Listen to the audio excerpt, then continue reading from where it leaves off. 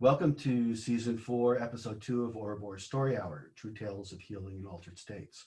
This year begins our quest to take Story Hour global. This started out as a small 15 to 20 person gathering about 4 years ago, or actually about 3 years ago, and it has kind of taken on a life of its own in the last in the last 2 years. Last year we had the beginnings of a national footprint, and then COVID came along and sort of changed the way that we do the way that we do this project, and it's become a wonderful opportunity for Story Hour because we can now reach storytellers and audience all around the world. I'm your host and producer, Bob Cohen. I'm a dad, a writer, a teacher, and a blues man. And when I'm not driving myself and everyone else crazy, I'm working on various writing projects. A couple words about photography. This is for folks really in the Zoom section. This is being broadcast on Facebook Live if we can get it to work. If you're camera shy and joining us on Zoom, you can turn off your video feed if you want, and you might also want to think about changing the name in your box. So Story Hour is an international monthly scripted storytelling production that features people sharing stories about experiences with healing and visionary plants, psychedelics, and consciousness hacking practices. Our mission is to promote depersonal and societal healing and radical acceptance by sharing and witnessing people's stories. So a little bit about our storytellers in general. When I recruit people to come share their stories, I'm really not looking for performers per se. This is a performative environment, but I look for people who have stories to tell and who are able to open their hearts to other folks rather than people who are seasoned performers. We invite anyone who has used plant medicines and psychedelics or who practices other forms of consciousness hacking to share your experiences and your insights. In this space, the first timer stands on equal ground with the highly experienced people. And in a lot of ways, first timers are really cool because they're coming at this with a kind of wonder that we often lose when the novelty wears off, and so it kind of brings us it brings interesting perspectives to the experiences and the substances and the practices. So August marked the end of our third year, and we're now in our second episode into the fourth. And with that, we're turning our sights to going global. Our recent work with Thank You Plant Medicine at the World of Wisdom Festival in Gotland, Sweden, has shown us that there's worldwide interest in healing plants and psychedelics. I have to tell you that was one of the most amazing experiences doing that work. We did 4 days of storytelling, and it was kind of organized around virtual camps, and we had literally thousands of people tuning in, and the quality of the stories and the people and the broadening of who is coming into this space and telling stories was just it was beyond thrilling for me. And I think everybody else enjoyed it, but I know it was just utterly thrilling for me. So a few reminders before we get going in earnest. We gather to co-create moments for people to share their healing journeys with open-hearted listeners. So this is your time to sort of take a deep breath, let go of what's going on outside, and open up. Do the best you can to open up your hearts. Our goal is to promote radical acceptance of others and ourselves. But I usually comment here, and I remind people that radical acceptance of yourself is probably the most important first step that you can take in a healing journey, because when you don't like yourself, you're not going to like anybody else. And so it's kind of orient yourself from that place. The stories and views expressed by the storytellers belong to the people who share it. This matters a lot more in a public space rather than in a virtual space, but I do remind people that Story Hour is a substance-free event, and that includes showing up in a ordinary reality state of mind, because this is how we're going to be. This is our way of being with people in this space in that way. So I remind people, please refrain from bringing, distributing, or selling any substances during the event. In live spaces, I always make a joke about Dead concerts, and I say this isn't a Grateful Dead concert, so there are no tables and no vans where you can score drugs. Now, the last bit that I'd like to remind people is that psychedelic substances, which really ends up being the vast majority of what we talk about in Story Hour, are substances, whether they're plant-based or synthesized, they're very safe, but they're also very powerful medicines. And so if this is something that you are curious about, something that you think you might want to try, it's really important that you do your research first. It's really important that you understand what these medicines do, how they might interact with your body, talk to people, read the science, and make sure that when you do it, that you do it with safe people. We talk a lot in the community about set and setting. So you want to have your mind focused on what it is that you're trying to do. And it's essential to be in a space where people can take care of you and with people you can trust. I was joking around with one of the speakers a little earlier today about a ceremony in which I tried to call out of the room. And if there weren't people there, I would have crawled out of the room, gotten out of the house, and I'd still be lost in eastern Massachusetts and who knows what. So just make sure that you do your homework and that you're with safe people. And I guess I should probably add this. Neither I nor Ouroboros Story Hour nor any other people here explicitly advocate that you go and do these medicines. That's on you. So our featured storytellers tonight are going to be Asmaa'a Zabriskie, Faisal Khattak, Alejandro Martinez, and Athena Callender. I usually start off with a story of my own so that we get the audience and everybody warmed up. So we'll do that. So I've been talking to some folks lately about the nature of medicine and whether or not we need to take so-called psychedelic substances to find ourselves able to get access to non-ordinary reality. And I've been thinking a lot about my own path to this medicine because I came into it way later in life. So I've been on my medicine journey for about 5 years, but that does not mean that I only first started visiting non-ordinary reality 5 years ago.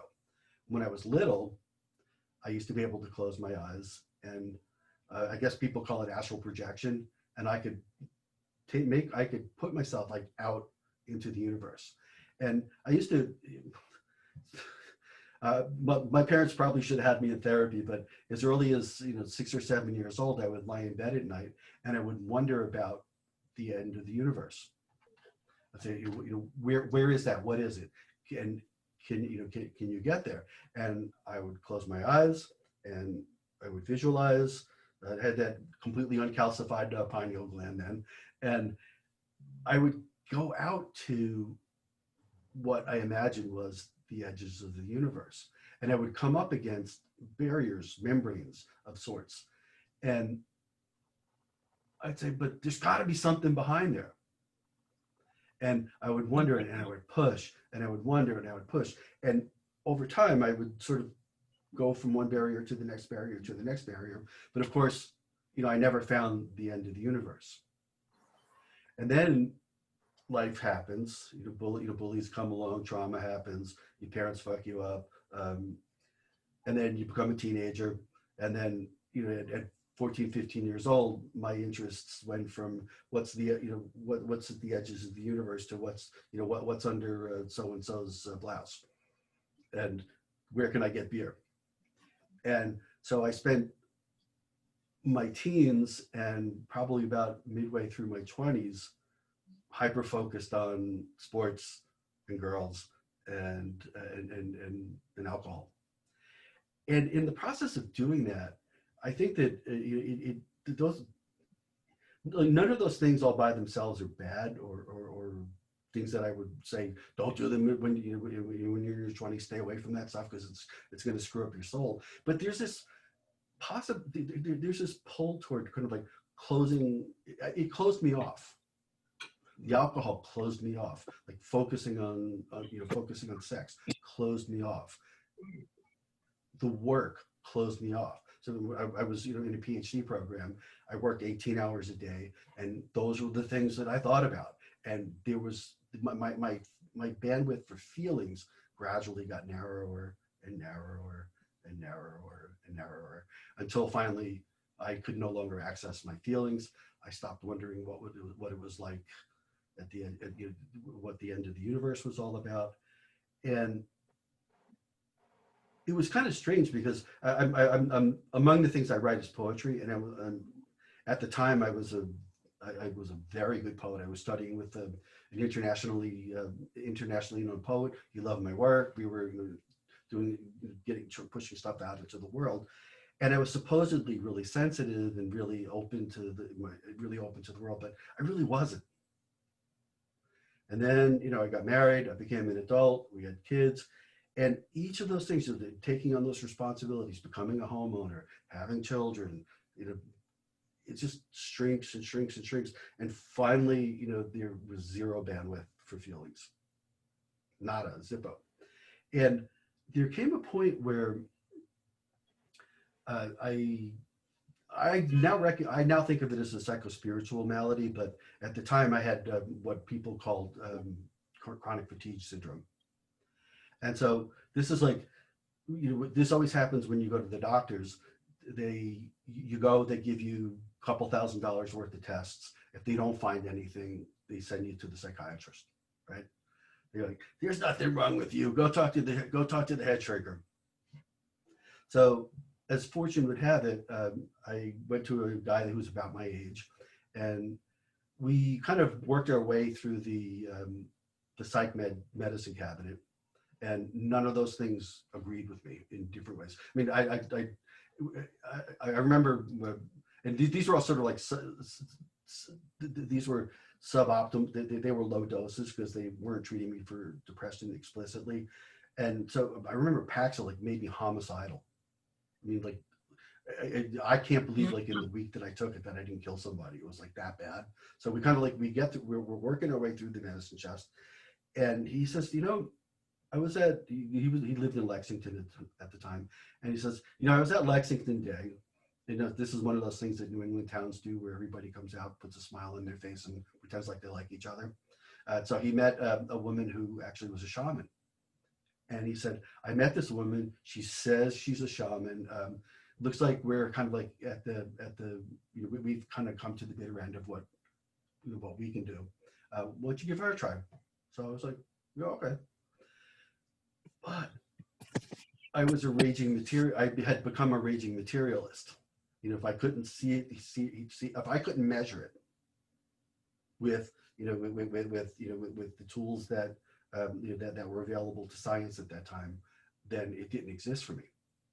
And so this idea of sort of non-ordinary reality was not something, I didn't actually understand what was going to happen, but as I kind of got into it, this idea of non-ordinary reality really, I struggled with that. So the way that shamans approach illness is that they believe that we get sick because of trauma and one or more parts of your soul break off and they go run and hide. And in the tradition that I learned, that they go hide in what's called the Cave of Lost Souls. So a shaman's job is to put you in this space, go to the Cave of Lost Souls, retrieve what's missing, and then reintegrate it back into your body. And of course, there are all kinds of adventures in the process of going to find people's lost soul parts. And sometimes people's lost soul parts don't want to come back because they know what's waiting for them. They're going fuck you, I'm not coming back. This is, you got beaten up, you're being abused. People are mean to you. I'm not going back there. So the shaman sometimes has to take by force or trick or cajole or make arguments to bring them back. And then when they come back from non-ordinary reality, they blow. I now know if it is a crown chakra. They'll blow it, they'll blow the parts in here, and then you get reintegrated and you get better. But remember, I'm a raging materialist. So there is no way that I am going to trust or believe in what this woman was trying to teach me. So being a very clever person, she said, well, I'll tell you what, I'll teach you how to do it. So we spent about 6, 7, 8 months, almost a year, with her training me how to journey shamanically. And as time went on, and I got back that access to non-ordinary reality that I had when I was little. And I would, there were times when I literally journeyed through my nervous system.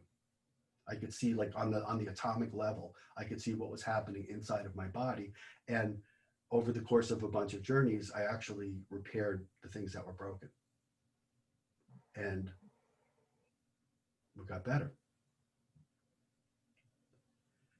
And for a number of years after that, and this is sort of before we had kids, I continued that practice and had extraordinary experiences. I'm actually just putting the finishing touches on a poem based on that. That's really long, like 5,000 to 6,000 words. It's sort of like a non-ordinary reality version of Walt Whitman's Song of Myself, but it's all figurative and sort of like non-ordinary reality oriented. And then I sort of, like, as I had kids, I let that go, and I got, and bandwidth closed off. And then something really bad happened to us in the late, around 2008. We had a catastrophic financial failure, and almost lost our house. It was really bad, and it's taken us a long time to sort of, like, to come back from that. And as that process wore on, I got to the point where I didn't want to live anymore. And then I found medicine. And so I was then actually able to access all this stuff. So I get, my first mushroom journey was 5 grams. So for those of you who don't know about mushrooms, that's a lot. And it was an extraordinary experience, healing and all that kind of stuff. And then I spent about 2 years microdosing until Mama Ayahuasca found me. And that then led to getting connected to people who were practicing with San Pedro. And then that led to getting connected with some indigenous folks in Ecuador who do a vision quest every year. And the way vision quests work is that you go up on the mountain all by yourself with the clothes on your back and a blanket. And you go for 4 days, and it starts out 4 days and 4 nights, no food, no water.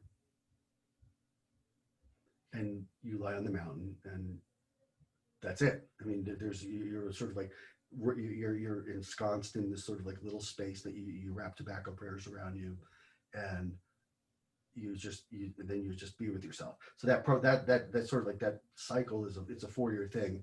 And in this particular tradition, they actually increase the number of days. Like the standard template is 4 times 4. They do 4 days first year, 7 days second year, 9 days third year, and then 13 days fourth year. And what they do is they come up like on that 5th day, they come up with about a half-gallon jug of San Pedro tea. That's how you break your water fast. And then every couple of days, they come up with some fruit and a little bit of fruit and some water to keep you from dying from the elements and dehydration and starvation. But the experience I had in the vision quest was so extraordinary. It was this, it kind of like wrapped up everything in a bow. So I started as little, having experiences with being able to just access it. I learned shamanic journeying and got a different way to access non-ordinary reality. I started working with medicine, got this other way of interacting with non-ordinary reality. And then here I am on this, Ecuador is an amazing place. They call it the navel of the earth. It's on the equator, it's right in the middle. And we're up on this 15, 16,000 foot volcano, way up in this beautiful meadow. And then in the places where you go when you're on vision quest, it's up and away from everybody. So you can hear them drumming, all the people that are down in the camp, like they support you. You can hear drumming and all kinds of other stuff. But fundamentally, you're up there by yourself. So the first day I went up, I was really worried about getting wet. So you need a ground cloth. So I kind of like had a ground cloth that actually really doubled as a tent. I could make it into a tent. and I brought I brought rope, and I did not want to get rained on while I was up there. I was very focused on that. So I go up. First thing I do when I get to my spot, after they kind of like they take my 365 tobacco prayers that I put on a string, and they wrap them all around me, lock me in, set up my altar. First thing I did was create my shelter, and then I dug a little hole for my bathroom business. And I sat there, and there is nothing like having nothing to do and being with yourself. It's really, it's really quite something. And so I get, I spend the whole day, and I'm like, this is not comfortable. I don't like this. What the hell did I do? I'm going to be dead in 3 days, because I made the mistake of looking up how long a human being can go without without water, and everything on the internet said 4 days. I'm like, how the fuck am I going to make this now? Because I'm going to be dead at the end of this, because I'm going to be up here 4 days. Only that didn't happen. So that night, like the first night I'm there, it's the Andes have cloud forests, so it always rains a little bit every day, and you're more often than not, you're actually in the clouds, and so there's always a kind of drizzle. So I'm under my little tarp, and I hear like the drip, and it had been around about like 3-4 o'clock in the morning. I feel this presence, and the presence says, now bear in mind, no, this is no substances. I feel this presence, and I pop my head. I kind of like stood up and pushed the tarp out of the way, and there's an eagle right above my head, and he says, "Loose the tarp." And I'm like, "Wait, what?" He said, "Loose the tarp." I said, "Okay." So I took the tarp down, and then I got back to sleep, and then we get to the next day. So that night, I feel actually I always feel really emotional when I think about that. That night, spirits came to visit me. That were, I don't know where the hell. I mean, very few of them were human. They were like all these different shapes and forms of spirits that just came one after the other. Most of them didn't even care about it. Like they would kind of like come walk by, look and go, yeah, okay, new thing, nothing we care about. And it was probably the most entheogenic and deepest experience I've ever had in this practice, this lifelong practice that I didn't know that I was engaged in when I was little. And for the rest of the time I was up there, the spirits came every night. I had demons come and visit me. I had people, I had literal telepathic experiences with friends at home. And there was no medicine involved in this. And the biggest message I came back with from that experience was that actually we're the medicine. And when we take substances or we engage in practices, it's to access what we already have inside. We're already okay. We're already wise. We already can see. And our culture is, I mean, I hate to, like, I'm gonna go all man on you now. Like our culture is like all about turning those things off.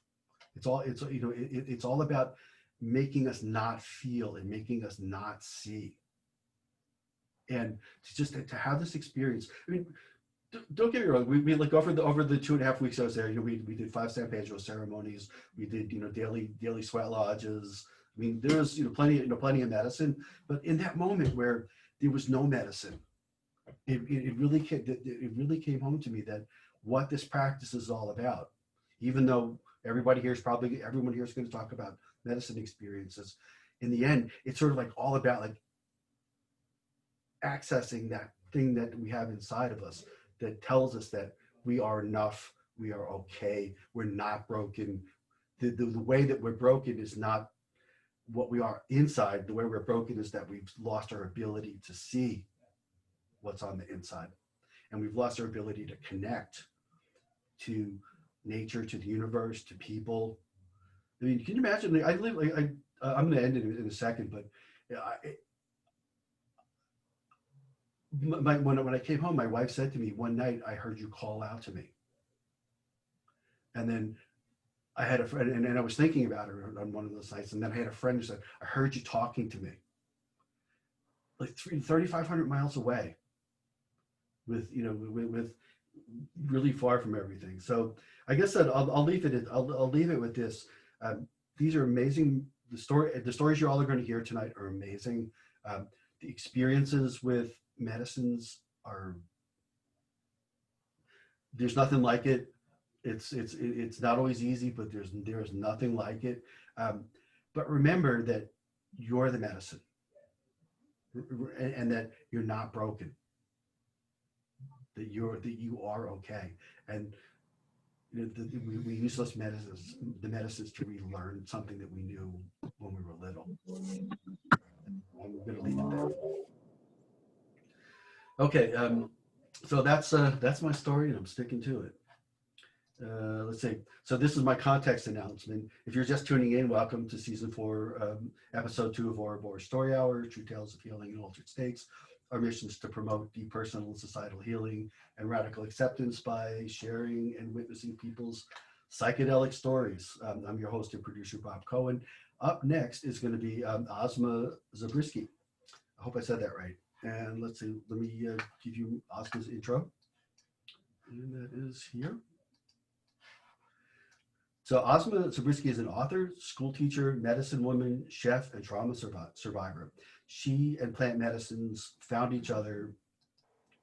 Sorry, I'm wearing multiple hats, letting people in the room as well. She and plant medicines found each other during a time of deep internal turmoil.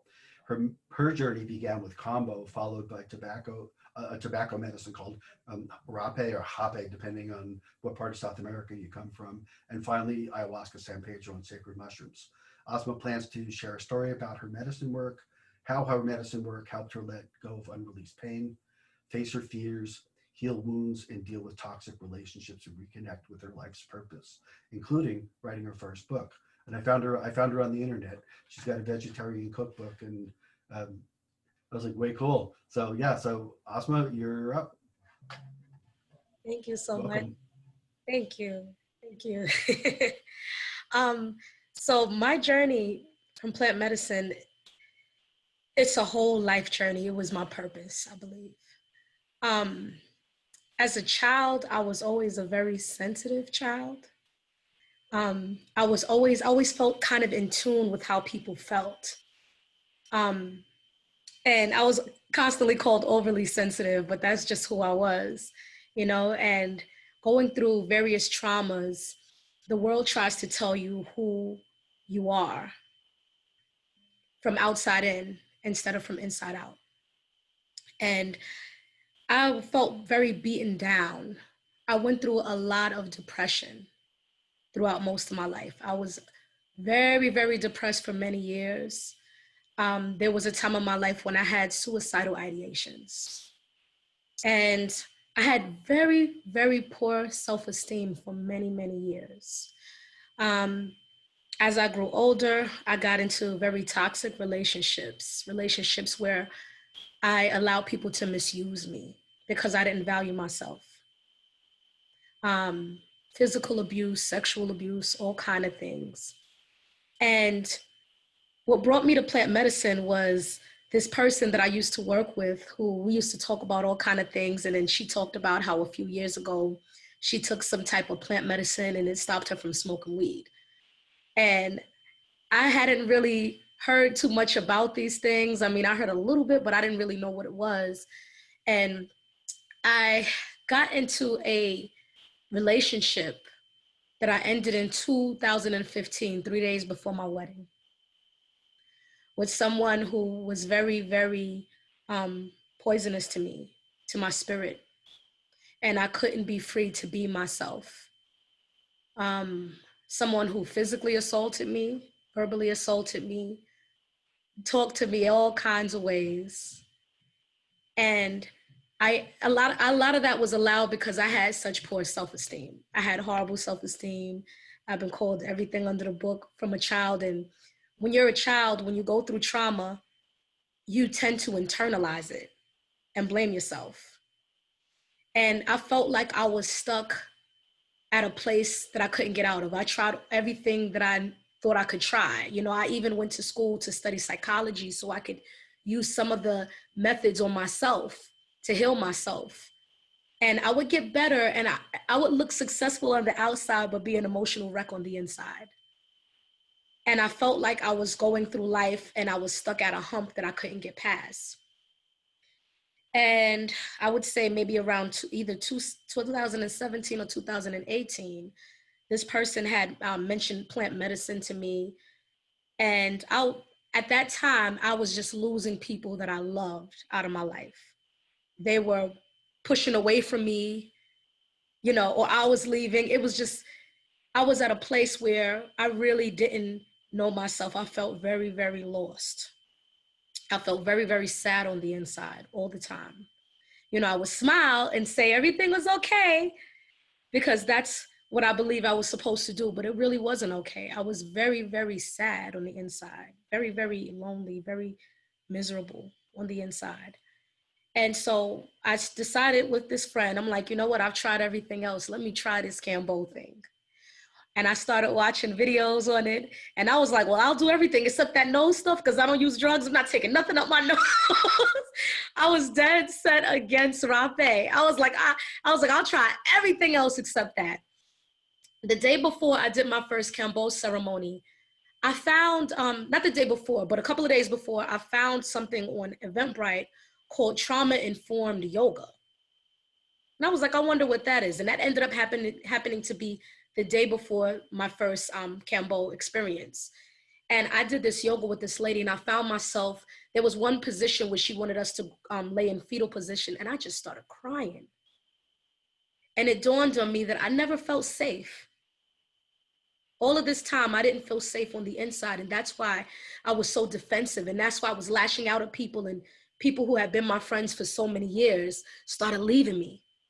My best friend at the time for maybe 11 years was like, I can't deal with you because you're turning into something that I don't know you to be.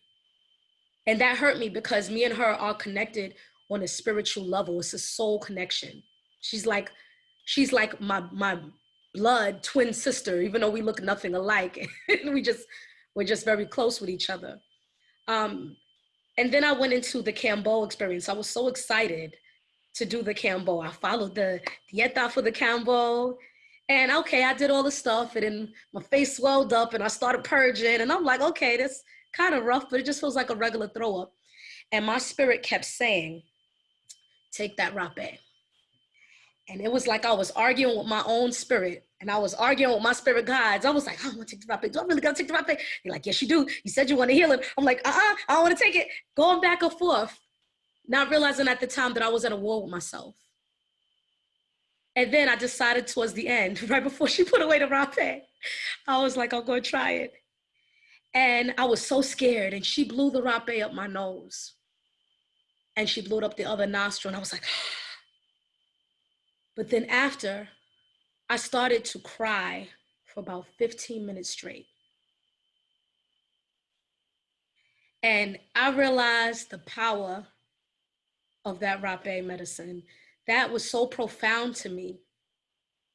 I cried and I cried and I cried and I cried for about 15 minutes straight. People came fanning the sage to me, singing to me to help me to heal myself. And it was so profound to me that actually became one of my favorite medicines. Like I take the rape like a champ now. And after that, it really opened my mind to plant medicine because I left feeling so happy and so much love on the inside. A feeling of love that I had lost and didn't recognize anymore for a while. And so I started doing more Cambo, and then I started finding out about ayahuasca. And I was so excited about ayahuasca because all the things I've heard. And then I started journeying with ayahuasca. And I continue to journey with ayahuasca as much as I can. And one thing that I learned is that sometimes when you're about to make a shift in life, everything will seem to go wrong. My first time doing ayahuasca, my car got repossessed right before. I got a cold. I had no voice, but I was determined to go. And the shaman that I went to, I always run into these wonderful shamans. The shaman that I went to, she had arranged for me to get a ride from someone else coming from a similar direction. So I get up there to do the ayahuasca, and I'm so excited about the experience. And it was so profound to me. I saw so many things. I even at one point drifted back into my last lifetime where I cried for my child that was taken away from me. And I didn't even know I was holding on to that. It became such a healing experience. I had to keep going back for more. Not being addicted, but wanting to just go deeper into myself. And I just continued. Every chance I could save enough money to do the ayahuasca, I did it. But in the middle of the purge, I'm always in my head like, why did I do this again? Like, why did I do this again? But I always appreciate the experience because it helped to realign me. It helped to give me a mirror into myself and remind me of the power and the beauty of nature. And that these medicines were left for us to heal, because a lot of times we go through traumas in life without any kind of rites of passage to help us through. And the trauma just deepens and deepens and deepens. And to me, plant medicine has become my rites of passage. It's helped me realign myself, find my life purpose. It's helped me believe in myself. It's helped me get rid of a lot of negative thoughts and deal with a lot of traumas and understand that the traumas were not my fault. That they were, a lot of times people lash out and do things to you because of an issue they have with themselves or their own trauma. And they inflict pain because it's sometimes people look for someone to just place all of that on. And so I've been at a place where I've been like, I don't need to carry your stuff anymore. I'm giving that back to you. It gave me so much courage, and it freed me in a way where I realized it's okay to be myself, no matter how weird I may seem to people. And I found a whole bunch of weirdos like me who think like me, who have similar experiences, and who love like I do, who feel like I do. You know what I mean? And who have a similar purpose and journey. And, you know, even the mushrooms, I get so many downloads, and I was so like fascinated with the plant medicine because I would literally look at people and see their past lives. I would literally look and see the sound waves in the wall every time someone made a sound. You know, it was so many profound things. I was shown my life purpose. I was even shown traumas that I've been through, and just crying and purging it out. Tell you a funny story. So this might have been maybe my 10th ceremony in doing ayahuasca. I was doing the medicine and I kept feeling like I needed to purge, but the purge wasn't coming out. And I'm like, what's going on? So I go to the bathroom. I'm like, maybe I gotta use the bathroom because my stomach is rumbling. Y'all know ayahuasca can do that with you. So I go in the bathroom. I'm like, nothing's coming out. I'm like, maybe I got too many clothes on. I gotta take off these layers. So I literally get completely naked in the bathroom. So I'm sitting there on the toilet and I'm like, nothing is coming out. Then I look in the mirror and I said, it's not the clothes, it's you. You're holding on. And I said, it's me. How come I can't let go? So I started crying. I'm like, it's me. I'm not allowing myself to let go. I'm in my own way of my own healing on another level. And so I called the shaman in the bathroom, and I'm like, hey. She comes to the bathroom, and I'm just sitting there completely naked. And I'm like, something's wrong. I won't purge. What's going on? It's me. I can't. How do I let go? So she just starts talking to me, and I start telling her about all these traumas, even traumas I forgot about. All these abuse situations, all these memories. And I was crying and crying and crying. And after a while with taking plant medicine, I start to speak in a different language, in my ancestral language, which I found very interesting.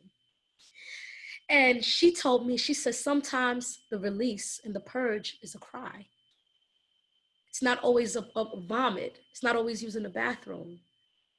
And I was like, wow. You know what I mean? It was so many healing experiences that I've had. I've even gone to Peru to journey with San Pedro. And San Pedro is a very beautiful, beautiful medicine as well. And I remember one day, I was just, the first day I took San Pedro, I was laying down in the middle of this field and I was singing and la, la, la, like it gives you like a mirror into nature. And there's this flower that I see all the time everywhere, whether I'm in New York, anywhere I go. And I sat there and watched this bee pollinate flower by flower. And San Pedro was like, the medicine was like, you don't have to be afraid. It's not gonna bother you. And then I looked closely at the flower, and the flower had very tiny, tiny, intricate heart-shaped patterns in it. And it said that's to remind us to love. We forgot to really look into nature. And I was like, wow. And every time I see this flower, I look for the heart-shaped patterns. And then one day I was on San Pedro and I started hearing, we were by cows, and I started hearing these cows moo. Oh, but I never heard a cow moo like that. So I'm like, why do they sound so sad? And I walk up to the cows and I'm like, why do y'all sound so miserable? And the message I received was that they're disgusted with humanity. And I just started crying and I started praying and I started singing the Ho'oponopono prayer of forgiveness to the animals. And I was saying, and to the plants and to the land, because I'm like, I'm very sorry for the things that humankind has done to damage the earth. Because it's all of this is God. If you believe in a higher power, that's what all of this is. It's all around you. You know what I mean? And we're disrespectful to it. We overuse, misuse, and undermine the medicine of creation that's been here, beyond generations. And it just hurt me so much when I felt that. I was just like, wow. So I've had many, many amazing experiences with plant medicines. And I'm just extremely grateful for all these experiences, for all the love that it's filled me up with inside, and all the healing work that it has done for me over the years of journeying with it. I'm a huge advocate for plant medicine because to me, it's like 10 years of therapy in a session. It's like a slingshot into your healing. And yes, you can find all of these things in yourself, but when you're clouded and you have so much distractions around you and so many messages telling you what you should be, who you should be, it gets cloudy and you forget your purpose. And I feel like plant medicine gives you a quick way to try to realign you so that you can deal in this work. And that's pretty much everything I wanted to share. And I thank you all for listening. I really appreciate it. I'm going to my other interview. Thank you so much for the opportunity, Bob. Thank you so much, Junior Fortuna. I appreciate everybody. And thank you. I love that we're all speaking on this plant medicine and advocating for it, because this is here for a reason. And we're at a time where this is so much needed. I just wanted to add one more last thing. Someone once told me at a medicine retreat that when something is out of nature or out of balance in the universe, other things come to save it. And now that humankind is out of balance, the plants are coming to save us. The plants are rising up. There's now this sudden interest in plant-based eating. There's now this sudden interest in psychedelic medicine again from the plants. And so the plants are trying to call us to healing and help us elevate.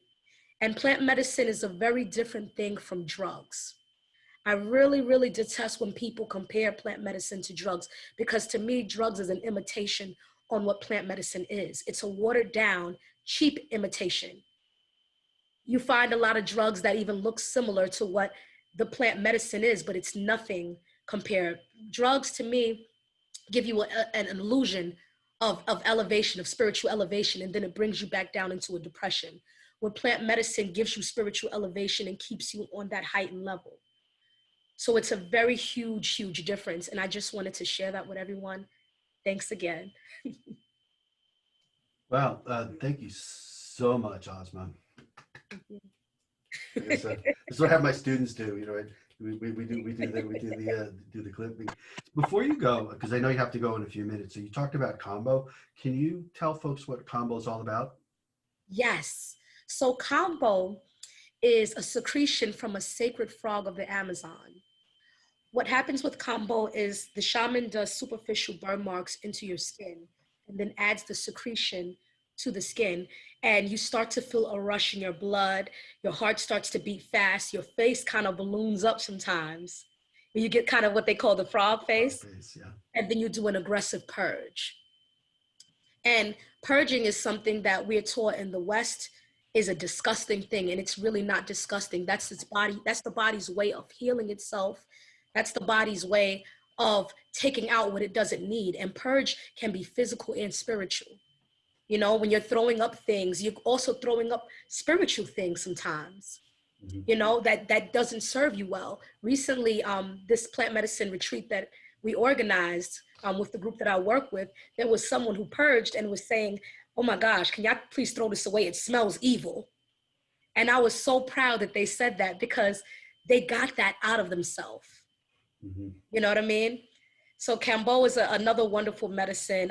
It's a much quicker process usually than ayahuasca, but it's very beautiful medicine as well. Sure. So combo is also not psychoactive. It it's spiritually active, but you don't trip like you might with mushrooms or ayahuasca or San Pedro. You also talked about rape, or as the Brazilians say, hape. Um, did you want to talk about that, or I can do it if you want, if you have to go, but I do have to go, but really quickly, rape or hape, depending on which tradition you're from, is a blend of sacred barks and ashes, sacred plants and ashes that's administered up the nose through a tube.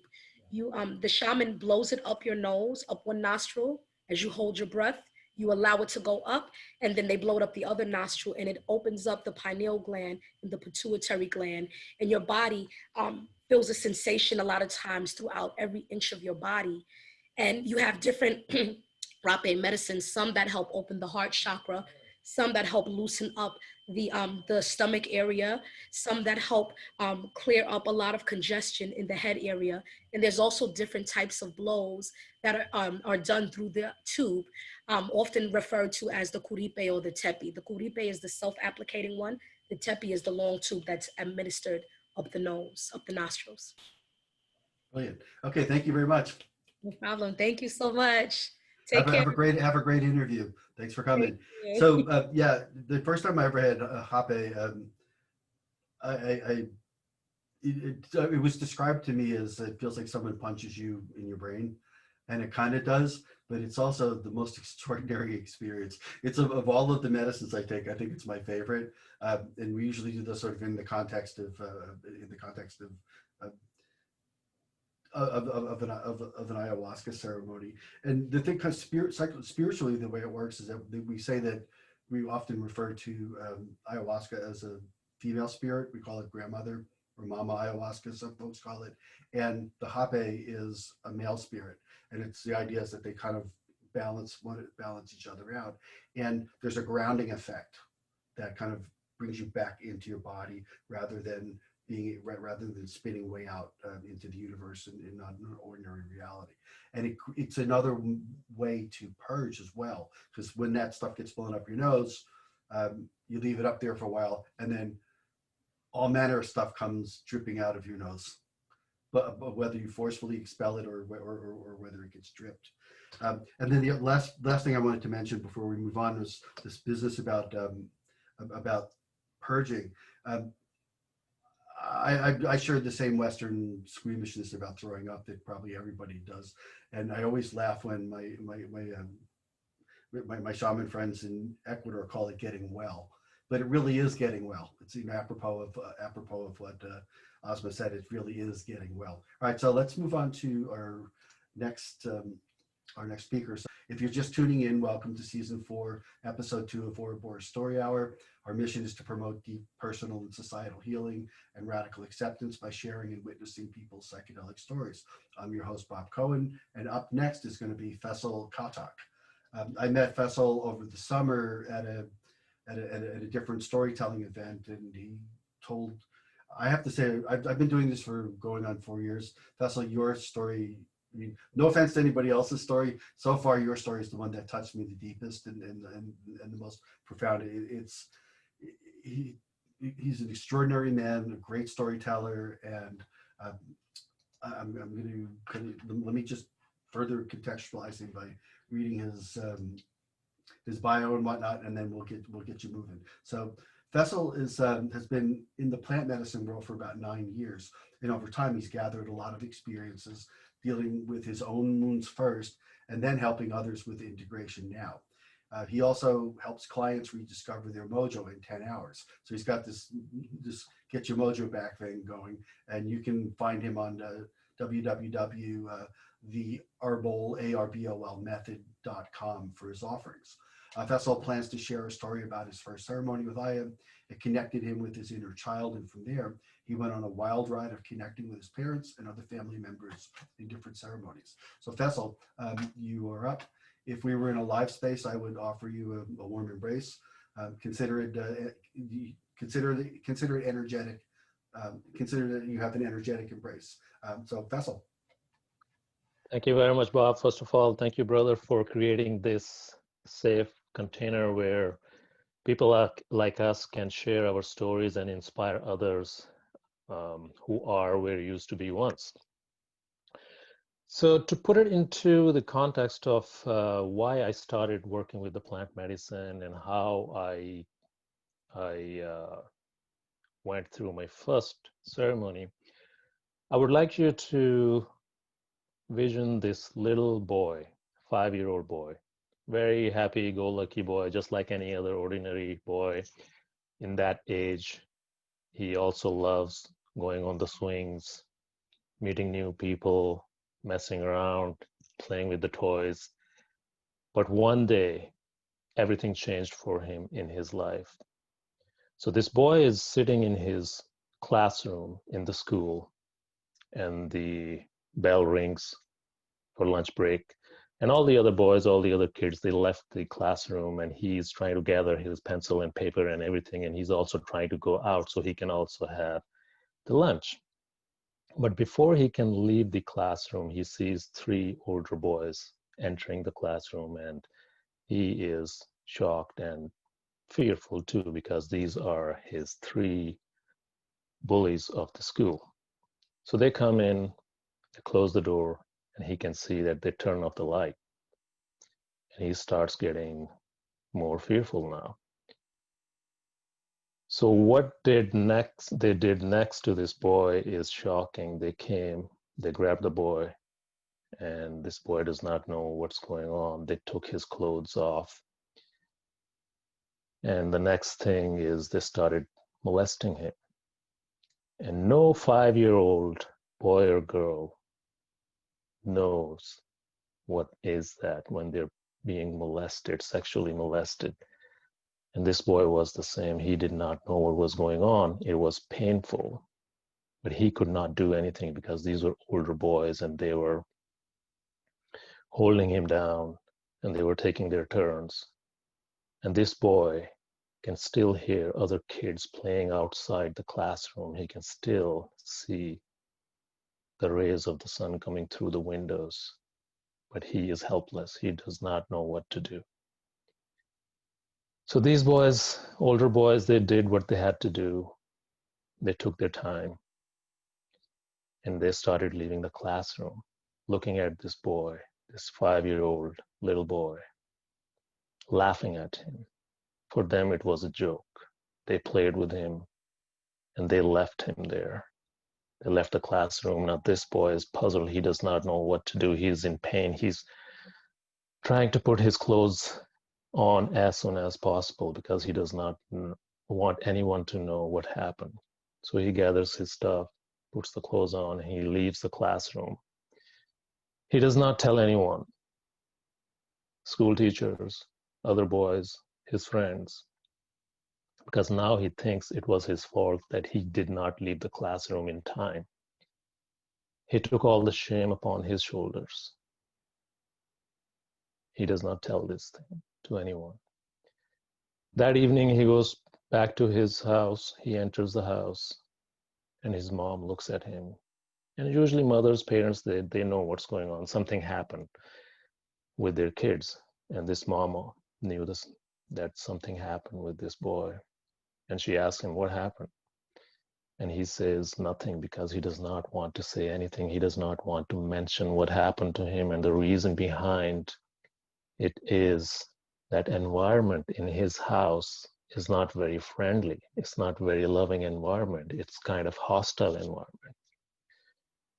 So he does not say anything, and he goes to his room and he's trying to sleep that night, but he cannot, because the whole movie is running again and again in his mind. The whole incident plays. It's like a movie replaying on a loop. He cries. Moving fast forward, nobody knows what happened. Only him, he knows. And because of this incident, he becomes an introvert child. Someone who could not stand up for himself. So the years pass by. He's 10 years old now. And all this time, he's been being bullied because he cannot stand up for himself. He's an introvert. He cannot protect himself. So all the other boys in the school, the bullies, they bully him, they pick on him, they beat him up. They bother him emotionally, physically, and mentally. So 10-year-old, this boy, one day he's sitting in the house. Nobody's in the house. He's sitting across the dining table with his pencil, and he's writing on the tablecloth, I want to die. This is 10-year-old, because he's fed up of this life now. But luckily, he does not go through with the plan. So moving forward, he becomes a teenager, but it's the same thing. He's being bullied for all these school years till he's 18. He does not know which place is safer, home or school, because same thing happens. He gets bullied both places. So he gets a chance to move away from this environment. So he moves, he joins a school in Oklahoma in United States. He moves there from Pakistan. That gives him a lot of freedom. He's happy. He found new friends. Nobody knew what happened in the background. And there are no bullies. That's what he thought. He starts working in convenience stores. And of course, because of his color, skin color, he gets bullied at a different level now. There's discrimination. But he keeps going. At least he's not being beaten up physically or sexually. It's a different type of bullying. Then he finds his love in school.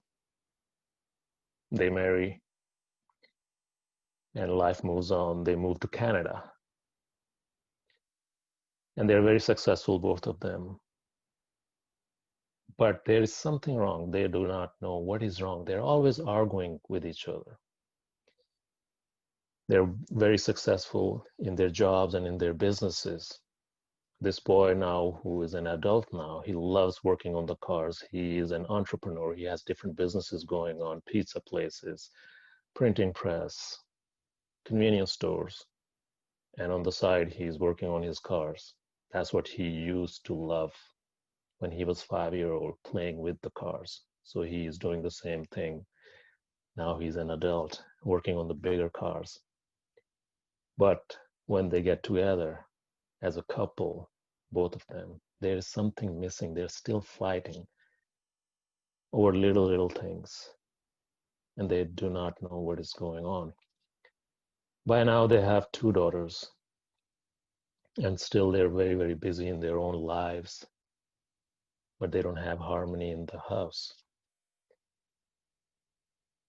And now I realized, after going through all this plant medicine, what was going on when we were not happy, when myself and my wife, we were not happy. Why were we fighting? That was our childhood trauma, my childhood trauma and hers, which was playing in the background. We had grown up, but we were being run by our belief systems, by our own wounds. And luckily, about 10 years ago, a couple of our friends, they said, why don't you go to this seminar, this self-empowerment seminar? And we're like, okay, we'll go there. We go there and we met our mentor, and he explains what's going on about childhood trauma, the inner child, and all the workings of that inner child and all the wounds and trauma. So we started working with him. And at the same time, I got involved with the plant medicine. Somebody told me, actually, I was looking for someone who could teach me telepathy. So I called one of my friends who is very connected with this community. And she said, I don't know about telepathy, but have you ever heard ayahuasca? I'm like, what the heck is that? I can't even spell that. So she told me, what is it? So I go on the Google and I Google ayahuasca. And I'm like, wow, this sounds like something really cool, which I can do. And luckily there was someone in Canada in my city who was offering that in 5 days. So I'm like, hook me up. Tell me where I sign up. So I go in my first ayahuasca ceremony, never done any plant medicine, any psychedelics, nothing. So I go there, and guess what my intention was? My intention was to connect with that 5-year-old child and go through each and everything, go through that incident and see what happened. And by now, I have never told anyone. I was about 37-year-old young man at that time, but nobody knew. My wife did not know, my parents, nobody knows at that time. So I go in the ceremony, and after a few minutes, Mama Aya shows up and the show starts. And because I had the intention, 5-year-old Faisal showed up and he says, what do you want to do? I'm like, I want you to take me back in the time and show me what happened. I want to relive that, and I want to make peace with that because I have been suffering for all these decades. I want to once and for all deal with it. And he looks at me surprised. He's like, are you sure you want to go there? We can go somewhere else very nice. And I'm like, no, I want to go there. He's like, okay, let's go. He grabs my hand and we jump into what looks like one of those rides, water park rides. But it is, instead of water, filled with plastic balls, like a ball pit for kids. So we jump into that. It's beautiful. We're going up and down, left and right. It's beautiful. I'm enjoying it. And he's in front of me. He's grabbing me. He's pulling me. And suddenly, both of us, we fall down, which looked like a dungeon. And it's pitch black, dark, smelled yucky. And it was like some kind of oil sludge. And I'm in that, and in front of me is my 5-year-old inner child, Faisal, and I'm like, what is this? I was surprised. I'm like, I don't like this. What is this thing? Where are we? And he said, you asked me to show you how I felt and what I went through. This is what I went through when I was 5-year-old. There was nobody to help me. This is exactly how it was. It was a dark place. It was smelly. And I was afraid. And this is where you are. You wanted to feel it. There you are. And that shook me to my core. I understood how my inner child went through that process and how painful it was. And at that time, I grabbed him. I'm like, okay, let's get out of here. And I made a promise to him. I'm like, listen, Faisal, I'm here. Nobody's going to bother you anymore. I'm here to protect you. I will do whatever you want to do, whatever you wanted to do at that age. I'm going to make you happy. There is no one who's going to bully you. No boys, no parents, no one. Look at me, I'm stronger now. I will help you. And from then on, I went on this journey, this roller coaster journey with ayahuasca. Like, I did many ceremonies, and in each ceremony, I had this agenda of healing myself.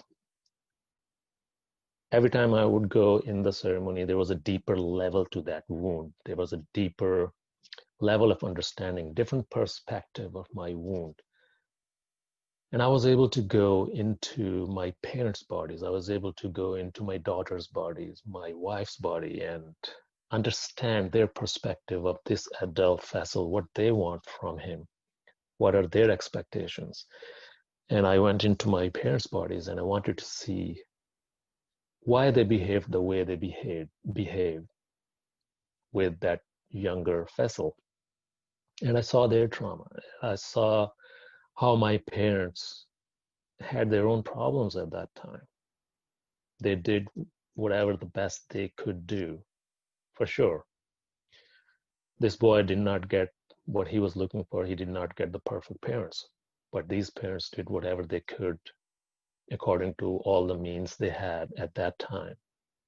So I was able to, through my ayahuasca ceremonies, I was able to forgive a lot of people in my life, a lot of people against whom I had this anger. And I was able to shed all my guilt and shame, the shame of being sexually molested at a younger age, because I thought it was my fault that I was in that place.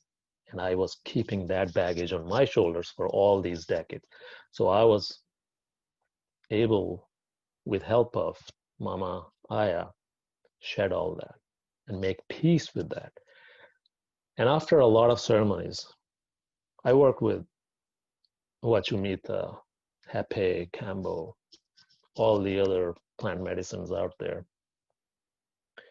So once I worked on myself, then I started helping other people who were where I was at once. And through my work with, especially with veterans who had severe PTSD, men, women, one thing I found common with all these people, and that is childhood trauma. Most of us, in one way, shape, or form, it doesn't have to be molestation, it could be something else. We all carry, pretty much, we all carry these inner wounds, which we deny for all these decades. We become adults, we are fighting with each other, and we still don't know why we're fighting. But deep down there, 99% it is some kind of childhood trauma, which is making us go through all these temper tantrums. But one thing I can say is working with plant medicine doesn't matter what kind of trauma you have.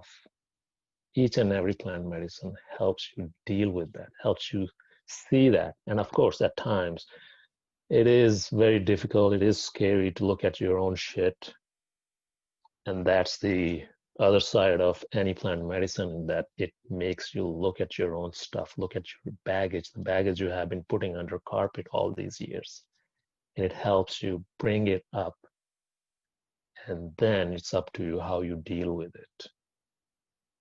Then it's all about integration. But most of the times it is, like I said, it is the inner child wounds which make us behave erratically. Even though we have become adults, but we're not. That inner child is still inside, and that inner child is still craving for love and attention. That inner child still has wounds which he or she wants to be dealt with. And like Asma was saying, plant medicine, especially Mama Aya, is like one night with her is like 10 years of psychotherapy. And I totally believe in it. Like I have seen myself, I have seen many other people I have helped. It is just fantastic. It's beautiful. And that is what my work is about now, especially in Costa Rica. Because of plant medicine, we were able to open a wellness center where I run retreats, and we have other shamans coming there, and we see a lot of healing happening there. And it's all about plant medicine, all because of it. So many people are being healed. It's just amazing. So that is what I wanted to share about myself and my journey. And it is never ending. I still do ceremonies myself. every time I do it, it's a different level. It's a different level. I think sometimes I think, okay, I'm done in one ceremony. I'm like, oh yeah, I got everything. And next time I go to meet Aya, and she's like, no, you're not. There's another lesson. There's another deeper level to it.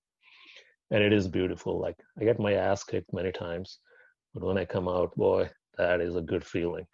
Yeah. So there you have it, Bob, and everybody else who's listening to me. Thank you, Faisal. That was really beautiful. So on Facebook Live, someone was wondering what therapies for trauma you had tried before you tried the ayahuasca. Well, before meeting ayahuasca, it was just our mentor. So I would say psychotherapy, but not much, because at that time I did not know what the actual problem was. Once you know what the problem is, then you can start choosing, okay, I'm going to do this therapy or meet this guy or this plant medicine. But I did very briefly just counseling and psychotherapy before meeting Aya. And then that it maybe helped a little bit or not at all, and then you took Aya, and then bam, right? Yeah, then it was all about plant medicine, and Yeah. it's been 9 years, and it's hundreds of ceremonies, and it's still ongoing. But it was the main thing was the main catalyst was Mama Aya. Yes. Yeah, that's amazing. I never used to. I used to scoff at that inner child metaphor or that inner child thing until I started doing medicine work myself, and did some regressed and filled in missing pieces that I lost from the way back when. And one of the things I noticed in that scenario was that that part of your, when that trauma happens when you're little, that part of your psyche never gets the update that you're a grown-up now and that you really can defend yourself and take care of yourself. So it really colors everything from this sort of like this little kid, this little person point of view. Did you find that as well? Well, what happens is in my view, what I have understood so far from my experience and working with other people, whenever a trauma happens, that trauma is put under the carpet because it is painful, and our ego's number one job is to keep us safe. So it will do anything, even if you become an adult, it will do anything in its power not to show you that trauma. But it doesn't mean that trauma has gone. That little child, inner child, is still there. And that trauma is still there. Maybe it's in the, imagine a big file cabinet. So maybe that file of that wound, of that trauma is way back there hidden. And every time you open that file cabinet, you only go through the first few ones. And the ego is smart. It hides that trauma in the back because it knows if this adult Faisal opens up this file, he's gonna be really, really pissed and angry and shameful and maybe even depressed. So let's keep it there. So for me, when I saw it first, of course, like I was saying in my story, it was painful. It was not good, man. It was like, shit, I don't want to look at it. Forget about this. But luckily, I stuck with it. I kept working with the plant medicine, and I revisited. And every time I revisited, because once you see something, you cannot unsee it. I'm like, okay, Mama assured me I need to work with it now. And slowly, the process was slow, you know. You can't just, some people have this perception that, okay, I'll do 1 or 2 ayahuasca sessions and I'll be healed. For sure, you get some healing, but then it's up to you how much work you do, how much integration you do. It's only 20% is working with Aya, the actual ceremony, but 80% is what do you do after that? And that is the most difficult part. Either you go with a therapist or you work with a shaman or whatever you do, or you read yourself, read the books or watch movies or videos, whatever you do, but that is the most important part. And that is where I was standing at one point. I had to really, really work with my mentor, read the books, watch videos. And of course, once in a while, that trauma will show up and I'll be like, oh shit, man, I feel depressed. I don't know why it happened to me and blah, blah, blah. All those things will come up because it's again, ego playing games. So I put it back and not work with it. but I stuck with it. And this is what happens with most of the people who work on it. They succeed. They really get healed. The idea is to face your fear, your trauma, and work with it somehow, one way or the other. I don't know if I answered your question, but No, I think so. It's just that the inner child thing just really that resonates with me now, where before it didn't. So cool beans. Well, I think one last question, and then we'll move on. So this is also from the Facebook Live. Uh, Leah wonders, how many times did you do Aya before you started to feel healed? Even, and I think she's also wondering whether even though our journey is everlasting, that looks like the whole question. So that'll be your last question. okay. So just talking about my experience. So first Aya ceremony was it's showing me everything, my inner child and the wounds. And then I started doing ayahuasca on my own. That's how I learned and everything. So I was doing Aya probably every other weekend. Sometime I will do 2 nights in a row. And again, it was by myself. And don't try it at home, guys, if you're not experienced. It was just me. It was my style. So I would say at least like 10 or 15 of ceremonies. But with that, again, I was integrating. I was not just going over the weekend and doing the ceremony and forgetting about it, and then don't do anything for the next 5-6 days and then go back in. No, those 5-6 days was all the reflection. I was trying to put all the pieces of the puzzles what Aya showed me in the previous ceremony. And I would be putting it together. I would contemplating, I would be writing. There was a lot of writing going on. And again, I would also see my mentor at that time, counseling and psychotherapy. So I'll bring that up and he will explain in his, in psychology, what is going on with the ego and all the belief system and all that kind of stuff. But it took to come to a point where I was able to slowly let go of the trauma and make peace with it, 10 or 15. Now, it does not mean everybody needs 10, 15. Maybe you'll be 2, or maybe you'll take 50, who knows? But again, the key is integration. Number of these ceremonies is not the important thing. The important thing is integration and how willing you are to look at your own shit. That is the most important thing with plant medicine work. Yeah, that's brilliant. All right, well, thank you. You're welcome. Thank you. If you're just tuning in, welcome to Season 4, Episode 2 of Ouroboros Story Hour. Our mission is to promote deep personal and societal healing and radical acceptance by sharing and witnessing people's psychedelic stories. I'm your host, Bob Cohen, and up next is Alejandro Martinez. I met Alejandro over the summer as well, and he is just so very brilliant, and you're gonna hold on to your seats. You're gonna be in for a treat. So he's a 33-year-old researcher, geometer, industrial designer, philosopher, and artist, and he's from Tijuana, Mexico, and that's actually where he's at right now. So one thing, before I kind of turn it over to you, Alejandro, one of the really cool things one of the cool opportunities that COVID has given to this project and to me and by extension everybody else, is the ability to reach out and bring in storytellers and people from all over the world.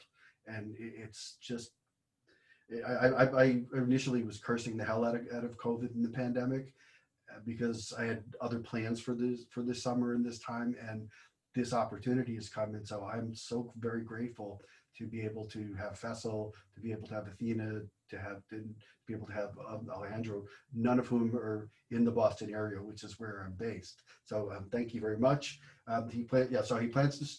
Alejandro plans to share a story about his relationship with medicine and the connections between it, shamanism, and science. So Alejandro, the floor is yours. Don't forget to turn on your mic. Hi, thanks a lot, Bob, for having me here. Thanks to to everybody that it's on this session, and everybody who is seeing this on Facebook Live. Well, I'm very excited to share with you this story about or this experience with psychedelics. This is story has to do with LSD, and LSD has been for me one of the main source of connection, a spiritual connection and knowledge. The same as plant medicine and ayahuasca and other plants, but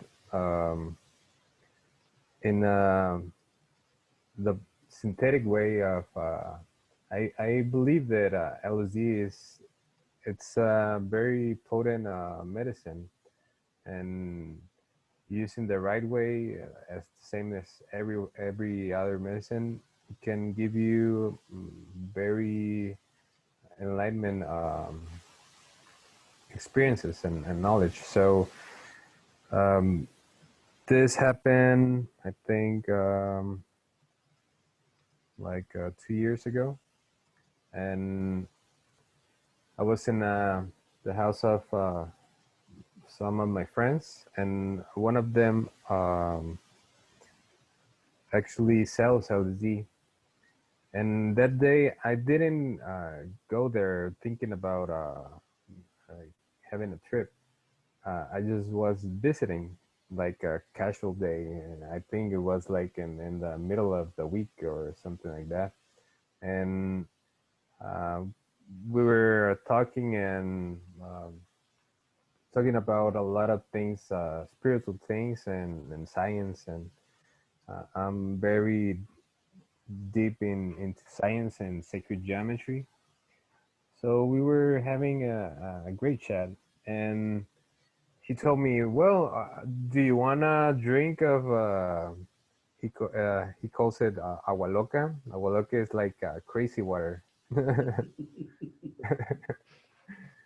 and so what is crazy water? Well, when the the bottles of LSD, big bottles, where they're almost finished, he puts them all in a big like jar or something like that, and he puts water to like dilute or the LSD that it's still in there. And I at first I didn't know what he was talking about, like agua loca. What is that? Well, okay, this is agua loca, and this is how it works. Like I put the bottles and I put water, and you have a drink, and it's almost like a Russian roulette, because you don't really know how much you're drinking. It's you can drink some drops, or you can actually be drinking like a shot of pure LSD. So, well, I was okay with it, and I told, well, okay, let me try it. Um, the One of the important things is that it was not a mixture of different LSD um, mm, compounds. Like it was the same source. This is very important, because if you mix different sources, it's sometimes not a good idea, because you're mixing different chemical compounds, and it's it's not the same as LSD is not the same from one chemist to the next one. So this is very important that people that are hearing this, it's not good if you mix different types of LSD. You have to have a trip of the same source. And so yeah, he told me that, so I went with it, and I took a good shot of of the water, and also one of the important things about this is that it was almost finished, so there were very it was very little water in it, and so I think it was almost like very condensed, and I took a shot, and um, normally LSD takes like a half an hour to 45 minutes to kick in, and it just took like 2 minutes, like literally 2 minutes, and I was like, the experience was if you were like in light speed, like in Star Trek or something. Like I was like going in light speed to the psychedelic state. So it took me 2 minutes, and I was like grabbing to my seat because it was so intense, and I was like, oh, what is happening? Like I had took LSD a lot of times before, but this was something else, like really something else. And I don't know how much I drank, and then from one moment to another one, I was seeing like everything, like energy flowing, like um, sound, like sound vibrating and resonating in the whole space. I was seeing the chakras of my friends and how when they talk, how the energy was flowing from one to another one, and like colors.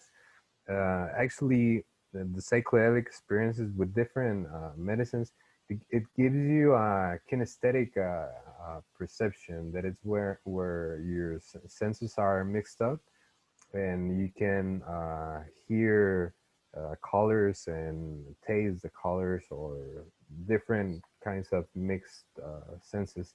And it's not a hallucination, it's really a sensual experience, a real sensual experience, where you are really perceiving another layer of how energy is being received to your body, and you're perceiving a more complex experience of the moment. So I immediately noticed that something was very different with this trip. I had the same types of experiences before, but not in this intensity, and there were some different aspects of the experience.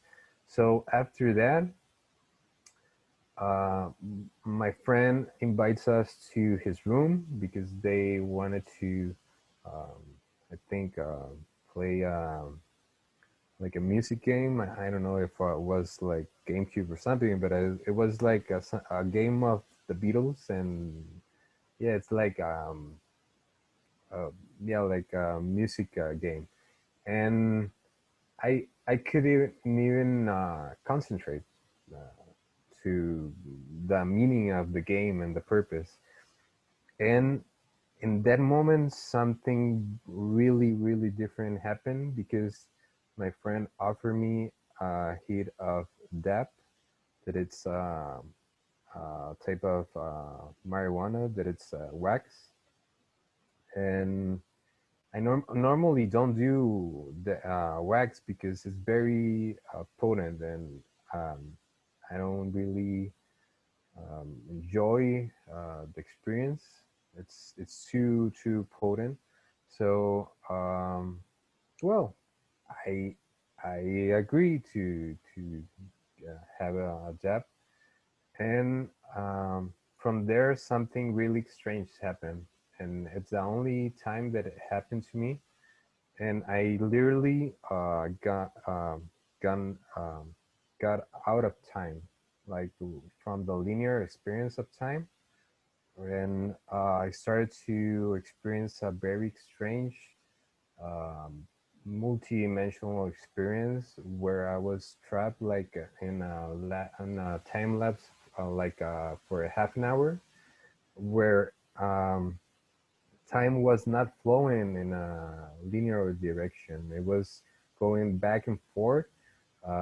Actually, in one time I experienced the flow of time going backwards, and it was very impressive because you have seen those types of things, like you can record something and put it backwards, and yeah, you will see reality going back.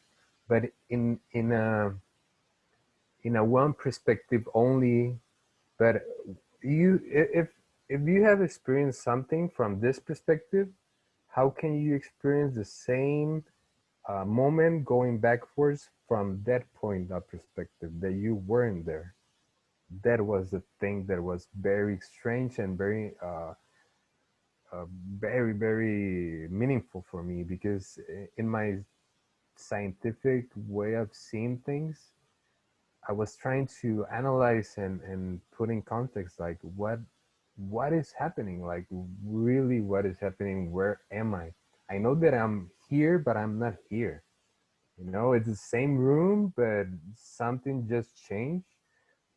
Also, when I started in this experience, the colors dimmed out, like it was like a type of grayish. The colors went out of context, and I was seeing everything like in a different type of angle. I don't know how to describe it. So, well, in a part of the 30 minutes experience, at first my friend offered like, "Hey, you want to play poker? I have this new deck." It was a um, Pink Floyd deck, very beautiful black Pink Floyd deck with the prism, the color prism. And I remember the that precise part, because it was the part that was going backwards.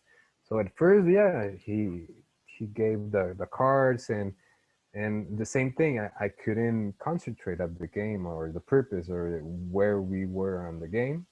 That was before everything started to go back and forth. So later on that experience, he was taking the cards in backwards. Like he gave us the cards in some point, but in that other point, I was standing in another place that I wasn't, and I was seeing myself and my friends playing poker, and how he was taking back the cards to the hand, like, and I was seeing like, okay, this is real. This is not. I'm not imagining. I'm not hallucinating. This is real because I can go and see it like from the side, and I was seeing the whole experience, like, but going backwards. And he was talking backwards, and I can hear him backwards. So it was something very complex. And so in that point, I was very excited about the experience, but at the same time, I was frightened, like really, really frightened, because I never had gone to that point of going outside the linear time.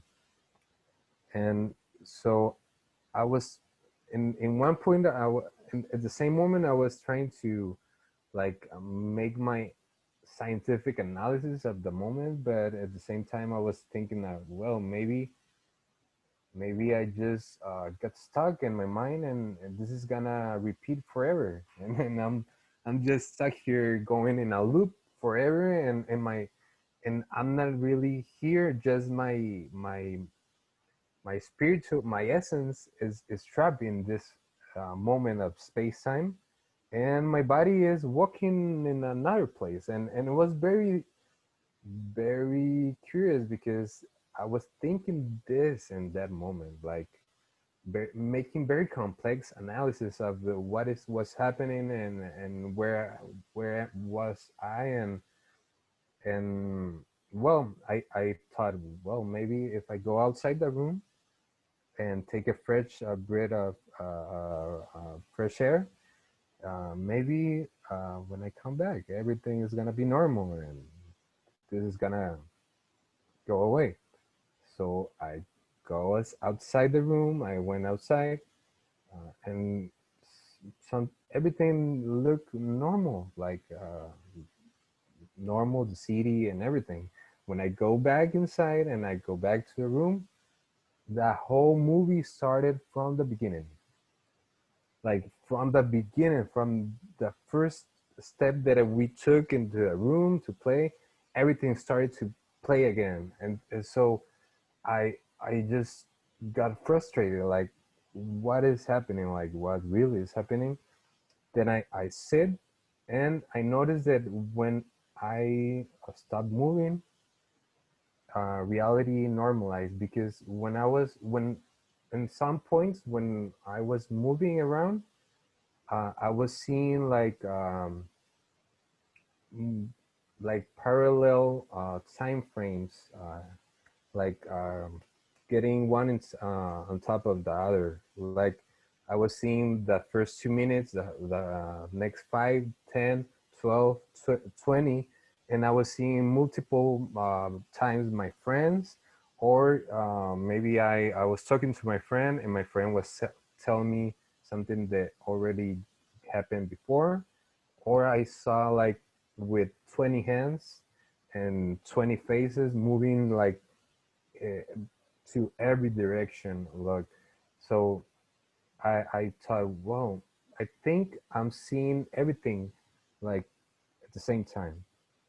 So when I like stood still, I started to started to realize that I could like see one lifetime timeline, and when I moved my face, everything started to go crazy again. So I took a deep breath. I asked my friend like, "Hey, what is happening?" And my after I all this happened, he told me like, you were asking like, what is this? What is happening? What is happening? But I was out of context. Like they were telling me things, but I couldn't really see the present. I was seeing different timelines.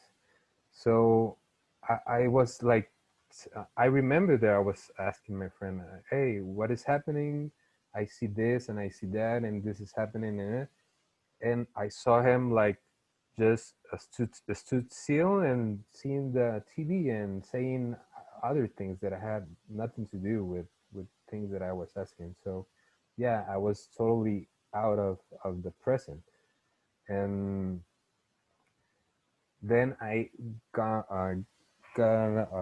again, I went to the outside, this time in a little bit more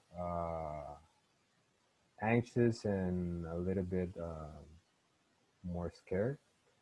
And because I have a lot of different very hard experiences, but this was very in another tone of weirdness, like seeing reality backwards. This is for me was shocking, like exciting but shocking. So I went outside and sit in the ground and almost like in a fetal position.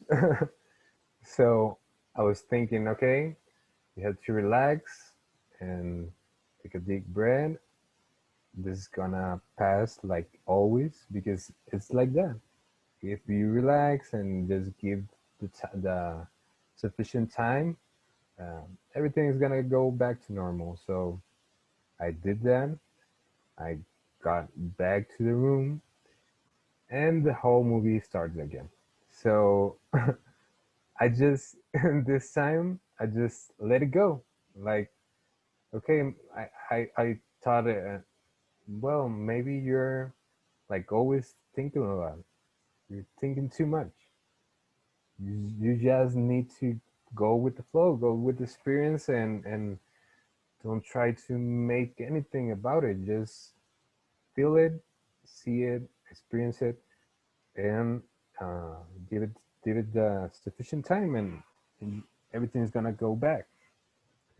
So from there, I think it was almost another 10 minutes, and something started something started to change.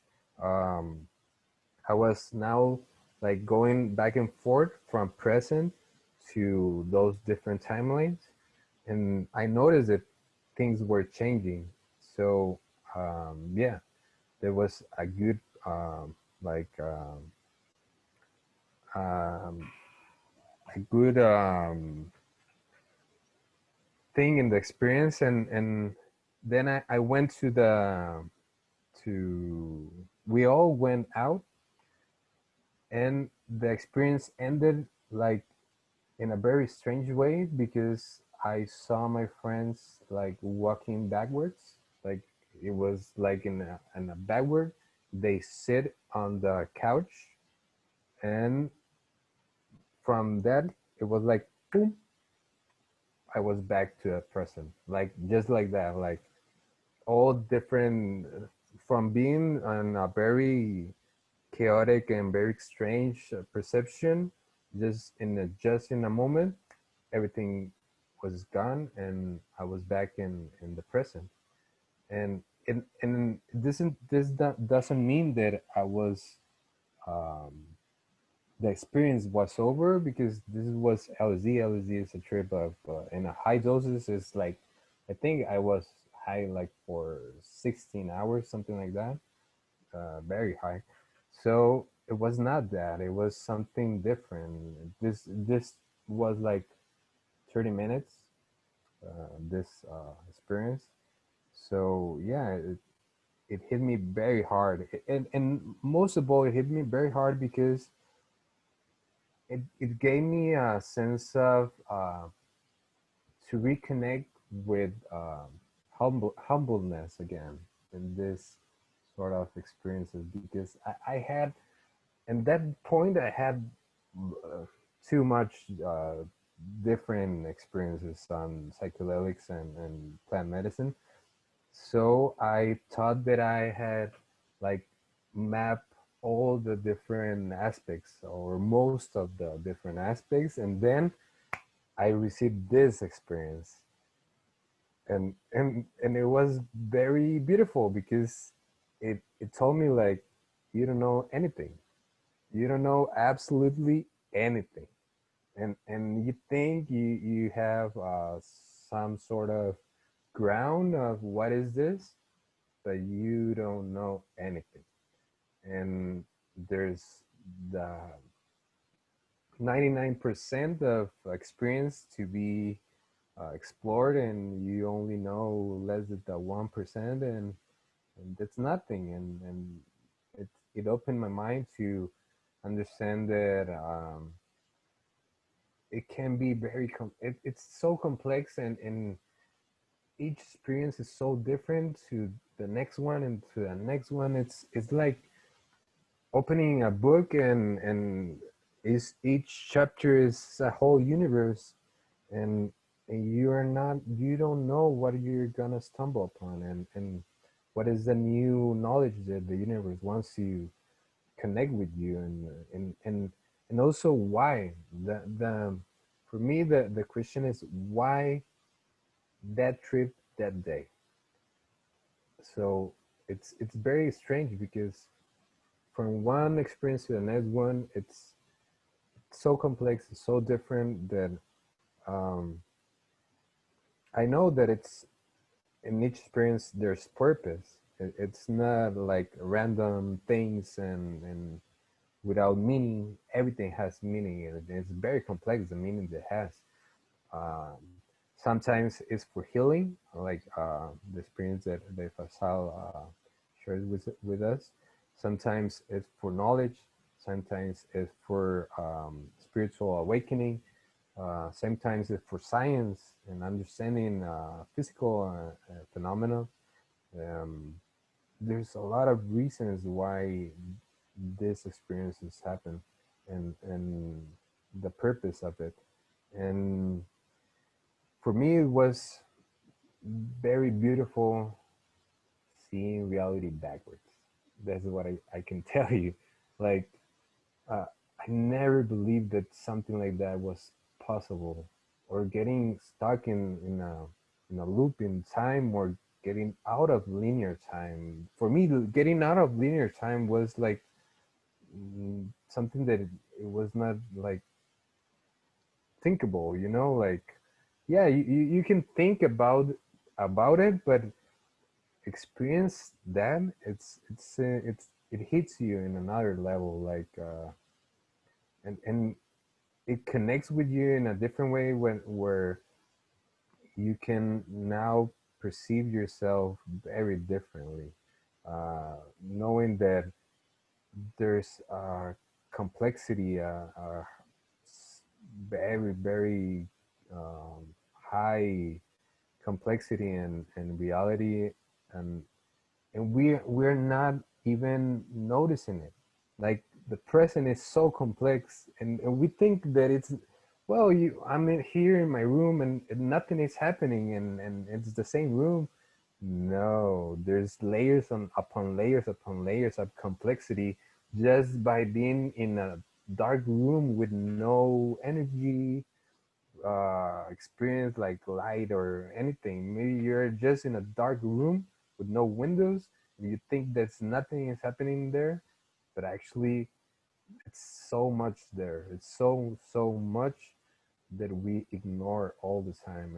And for me, that was like one of the biggest things, that we have to acknowledge that all the time the whole universe is present, and it's getting um, it's trying to communicate with you, and in a different type of in a different level of expression. So yeah, that was the experience that I wanted to share with all of you. For me, it was one of the hardest and most difficult experience.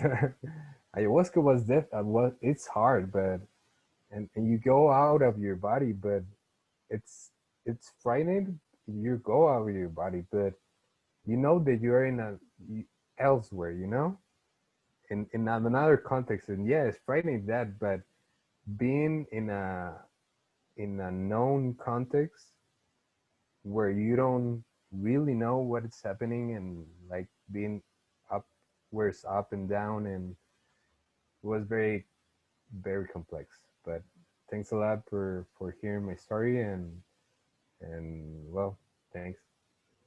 Thank you, Alejandro. That was a great story. Yeah, acid's definitely another kind of medicine. They all have their own sort of like unique profiles in the experiences. I remember one time on an acid trip, I was at I was in the country in the mountains with some folks, and there was little, there were all these clouds across the valley, and I actually could see the earth breathe. I could see the way the air moved, and the electricity from the clouds, and it was just, and it was, I was standing with a group of people, and I go, wow, can you see all those clouds there? And they were like, what clouds? And I said, don't you see the earth is breathing, and don't you see the electricity going? And they're like, no. And it was most extraordinary. Does anybody have any questions for Alejandro? No, yes, maybe. Okay.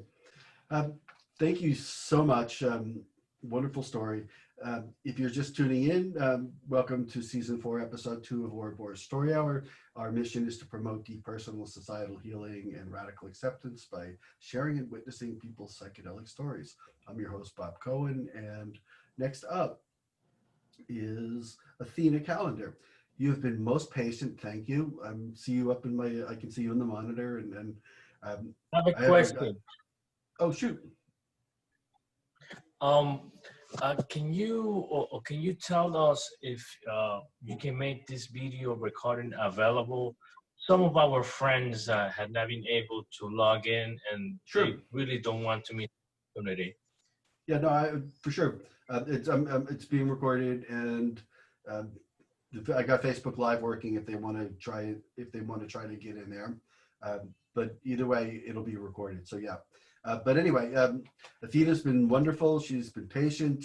I can't wait to hear her story. So she is I love this. We have a mutual friend who's also a spiritual warrior. So she defines herself as a spiritual warrior transitioning from Christian faith into spiritual consciousness.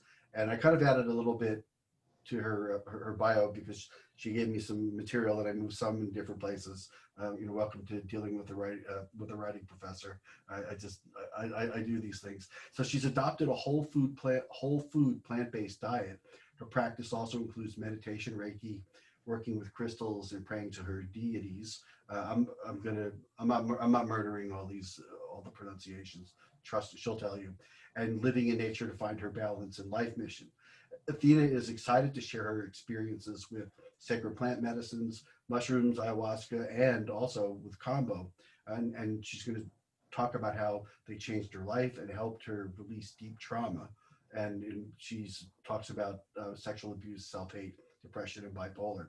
So here's a crazy thing. When I first started this project a long time ago, I always used to very intentionally curate the nights.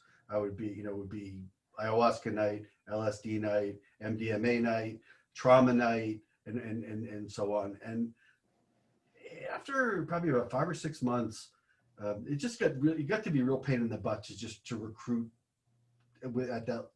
storytellers at that level of specificity because the project was new. So I finally just said, you know what? I'll cast this wide net. I'll invite people to come and we'll see what comes. The universe is the coolest curator, way better at this than I do.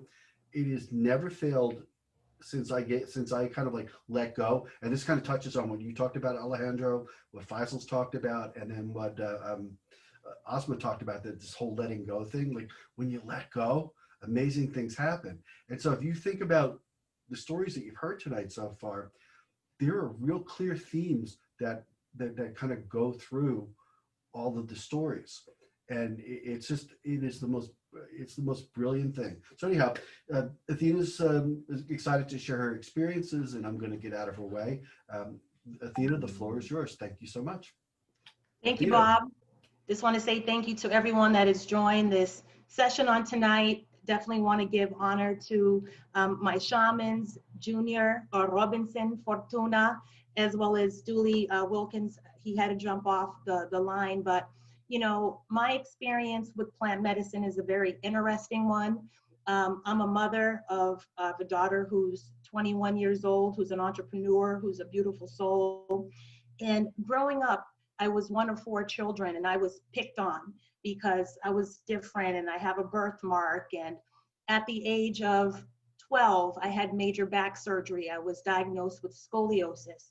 So I grew up with, this long scar on my back and was felt very much ashamed, of that scar. And I had endured childhood sexual abuse, as a teenager, and, was carrying a lot of those scars and trauma throughout my, adolescence and adult life. And as a result, had a very tough time maintaining relationships. I ended up getting involved in very abusive relationships, that with my daughter's father, and just couldn't quite seem to get it together. Meanwhile, raised up in a Christian church, I was baptized and filled with the Holy Ghost at a young age, and, loved the Lord and wanted to be healed, and just really had a tough time really finding my way through that path. And as I mentioned, I have a daughter, and I was pregnant at the age of 19. And I didn't want to be a statistic or be that teenage mom, but I found myself in that predicament and had my daughter at the age of 20, and so I worked very hard throughout my life to educate myself. I ended up flunking out of UMass Amherst 2 semesters in, not really being focused on school. But I thank God with some of the mentors that I had, I was able to go to Worcester State University and get my bachelor's of business administration. And I was able to career-wise, kind of navigate through, having worked at Enterprise Rent-A-Car, learning managerial experience, and then transitioning to Bank of America, you know, being a branch manager, which was great. So along my path, I've been able to level up, but always had trouble really keeping jobs because of my mental state. And so I found myself kind of battling internally, battling with those around me, and just found that I really couldn't keep anything. Everything that I had would kind of slip away because I wasn't able to deal with it at those times. And it was extremely frustrating because a lot of my friends didn't have those same challenges. They were living their lives even keel, where for myself, I'm up and down, up and down, up and down, up and down. And as a result, losing friends, fighting with my family, you know, really hating my mother and father and my siblings, you know, having a lot of competition, self-hate, you know, just because of, you know, I was failing in life. You know, I've been fired from every job that I've ever held. In fact, I was just fired from a job that I held for 6 years, which is my longest run, with a company that was a startup. And I was able to do phenomenal things with that organization, making well over 6 figures, you know, feeling really good about myself. But then there came a point in time as the company was growing that, you know, toxic people came into the workforce. And as a result, I found myself, you know, like the old demons started to come back, those gremlins, and I didn't know how to handle it at the time. I was also married. I'm actually going through a divorce now, but, you know, just not being able to hold on to things, or really not being able to see my worth. Like Asmaa'a had mentioned, you know, when you're traumatized and dealing with sexual abuse, you know, oftentimes you just kind of, you know, you're a shell. And so the way that I was able to deal with that, and again, with the depression and with the bipolar, I would self-medicate through smoking marijuana. And so I started smoking marijuana to get the man of my dreams, which was my daughter's father, to love me. And I felt like if I started smoking, that he would love me. I ended up getting a breast augmentation, thinking that if I altered my body, because I grew up just as like a little B cup, and my whole family is very voluptuous women. And I'm like, God, why didn't I get big breasts, right? And I was thinking, I love to eat. So I'm like, I was probably at the table getting something to eat, you know, while they were getting their hand out for breast. And so I ended up going under the knife to alter myself. But what was interesting after that surgery, I found that I was not satisfied with myself still. I'm like, I'm not even authentic. I'm not even Athena. Like, who am I? So I started to morph into this person that I couldn't even see myself in the mirror. And so keep in mind, I'm still going to church, I'm singing in the choir, I go up to get prayed for, but I'm never really finding my true deliverance. In fact, after church, I'm going to get high. Before church, choir rehearsal, I'm getting high. And I'm like, God, this is not the way that I want it to be, but I didn't know any other way than to medicate. So fast forward to 2020, which has been the year of vision, you know, 2020 vision. I actually set personal goals for myself at the top of each year. And this year for me was all about self-development. And over the last 2 years, I've been on a journey to become a vegan, or more plant-based, because my husband and I at the time, who I'm now going through a divorce, were looking to get pregnant. And I've only had one child, or only had one pregnancy my whole life, which is my daughter, Sarah. And she's actually the reason, her and her best friend Born, they're the ones that brought me to the plant medicine. But anyhow, my goal for the year was self-development. And so one of the things I battled with was weight. And my weight was always fluctuating, and I found myself at almost 200 pounds. And I said, there's no way that I could get pregnant, you know, having a child in this type of state. And so I made some drastic choices to get rid of meat and dairy. And I learned about Dr. Sebi. I'm not sure if anyone's familiar with Sebi, but, you know, he's all about alkaline living, and really mucus is the reason for all disease. And so that became fascinating to me. So last year I ended up going to the Cornell University, and I got a plant-based nutrition certificate. So that's really the foundation of my understanding with this journey. So I've been able to lose over 60 pounds, you know, by adopting a vegan plant-based diet. I've been able to work on my internal demons, so to speak, through meditation and working with crystals. And so my daughter, Sarah, she started a business called Eve's Holistic Healing after journeying with plant medicine. And at first she didn't tell me about this. This is when she first started college. Her and her best friend went up to Maine for a retreat. They went on a camping trip and they were taking LSD. And she had the most profound experience. And when I saw my daughter, I did not recognize her because she, was into the makeup and she was into straight hair. She was just that it girl.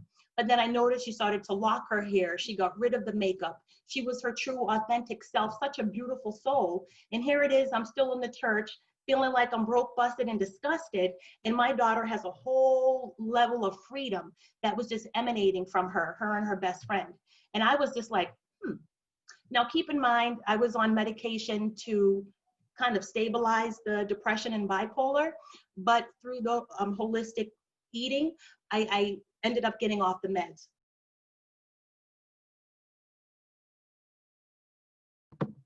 I still found myself still like depressed and like in social settings, it would be awkward at times. And, I was just kind of like, who am I? Like, I'm just trying to figure out myself. And so her best friend, Born, had suggested or kind of talked about mushrooms, psilocybin, and how he was researching Terence McKenna and he was mentioning all about how if you sit with the psilocybin, how it can help to cure depression and, help to elevate, your mood and expand your consciousness. And I'm like, oh my God, that sounds like exactly what I need. But I'm like, a psychedelic? Like, I don't know about no psychedelics because of the stigma, right? But I was open to it because I'm like, I've tried the church, I've tried Jesus, I've been on the altar, God knows how many times, how much anointing oil, and I'm still the same. I have not changed. And this is not working for me because like Asma mentioned, I also had suicidal ideations. There were many times that I wanted to take my life. There were times that I was so fed up with myself that I would actually beat myself up.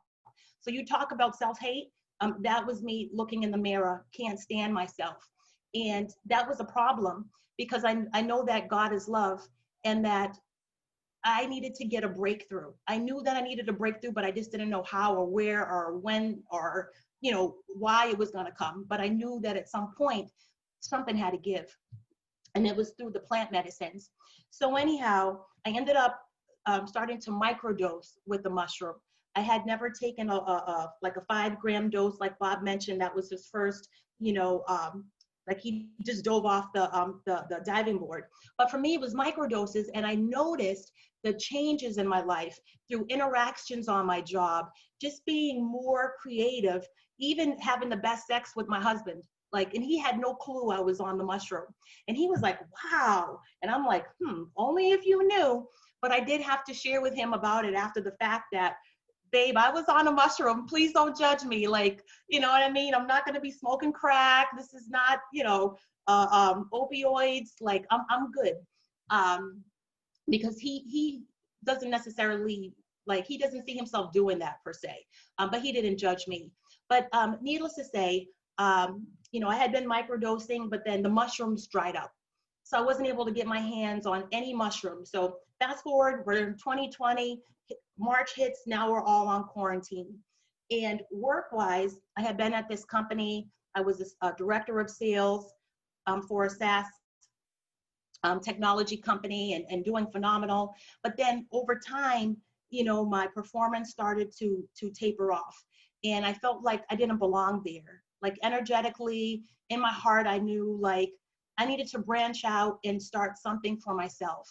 And so last year I started a business called Restoring Wealth and Wellness, where I provide nutritional, life and health coaching to individuals that are dealing with all different types of disease, like diabetes and high blood pressure and cancer. And so it's something that, I'm like, I feel like my life's mission is to heal the world, through my testimony, through my healing hands. In fact, Dooley has attuned me for Reiki, and he's not on the call, so shout out to Dooley. But needless to say, I knew that, like I said, I needed a breakthrough. So what really prompted that was me joining a executive career coaching program called Kick-Ass Career Coaching. I joined this program at the end of June. That's when I took my life back. And it was a 12-week program, and this program has been profound. This program not only talks about career, but more importantly, it talks about your soul. And my soul was broken. My soul was dimmed down. My soul needed to be revived. And this group of women has helped to revive my soul. And within 2 weeks of that program, I filed for a divorce from my husband. Within 3 weeks of the program, I end up quitting smoking weed.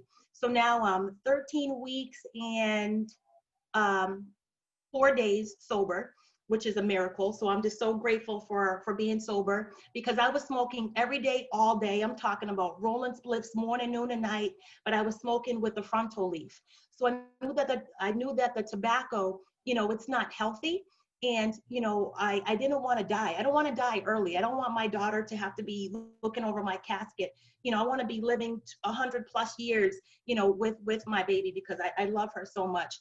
So needless to say, as I'm going through this program, I realized I wanted some mushrooms. And I'm like, oh my God, where can I find mushrooms? So my daughter's best friend's aunt owns a metaphysical store, and she's who led me to Dooley. So she says, Athena, hit up the ghetto Beantown shaman. He may be able to help you to get mushrooms. I'm like, yes, because I knew the mushrooms would kind of help me navigate work. I was going through a really tough time where I felt like they were going to fire me, and I wasn't selling, like all my sales dried up, and I was just very discouraged. But needless to say, I hit up Dooley, and he says, you know, hey sis, we have a healing retreat this weekend in Boston. I'm like, this weekend, like in 6 days from now? And so I was like, bet, I'm there. So I told Bourne and Sarah, like, we're going to Boston. And not only that, they have ayahuasca. Because as I was learning about mushrooms, I was also learning about ayahuasca. And I knew that that would be the medicine that would really change my life. And I was thinking, you know, how can I get to South America? Who's going to come with me? Now we have COVID, so we can't fly. I'm like, damn. But then all of a sudden, boom, here's the open door for me. And so I end up journeying down to Boston for the most beautiful weekend that you could ever imagine. And we were able to sit with the mushrooms the first night.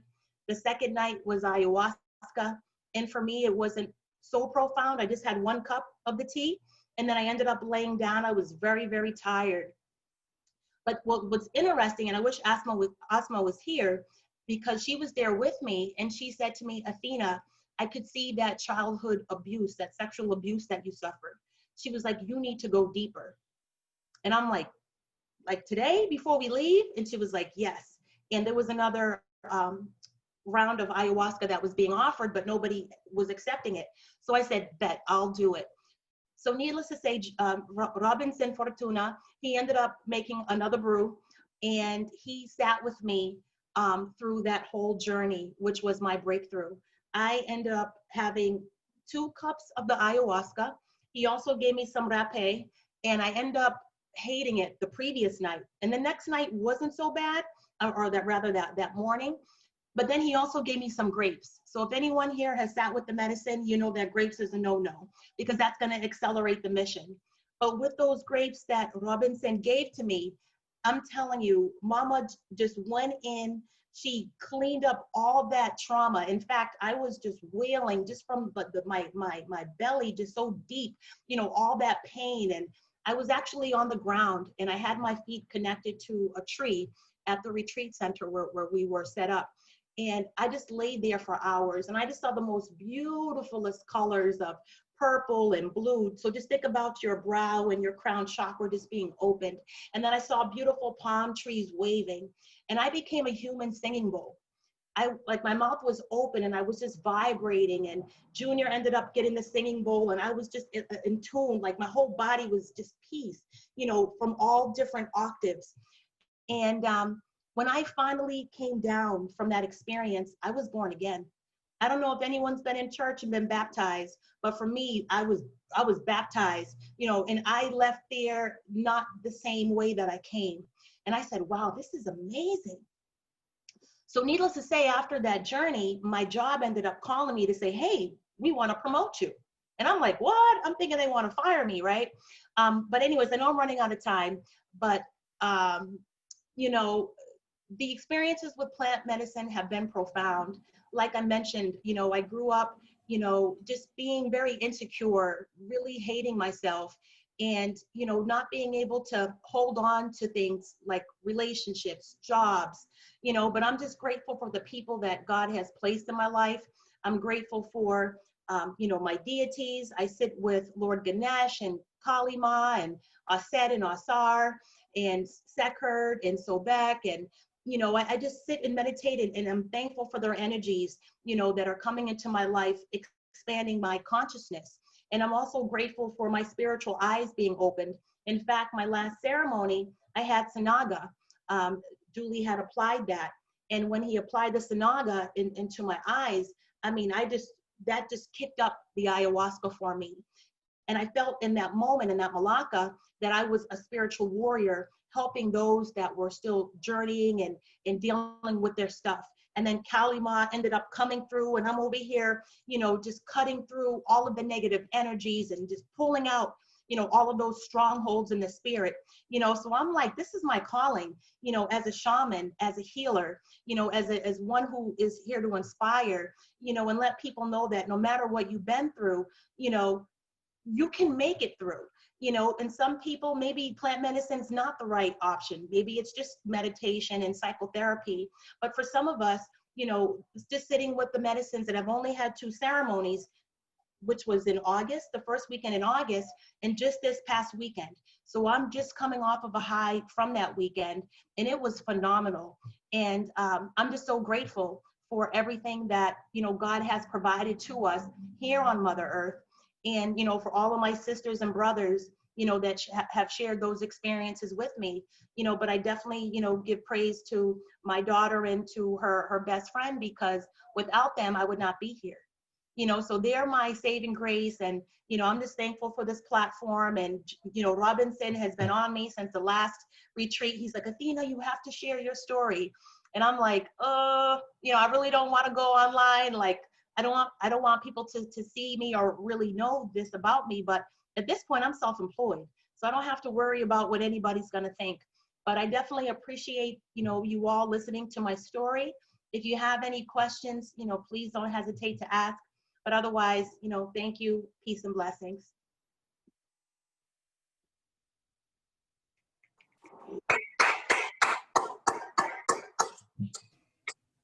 What a brilliant story. Thank you so much, Athena. It's funny, Junior told me about the grapes. I didn't know it was you. Oh, okay. Oh, yeah. He gave me 5 grapes. Yeah, he told me. I heard the whole story, and I was like, okay, she's the grape woman. Yes, yes.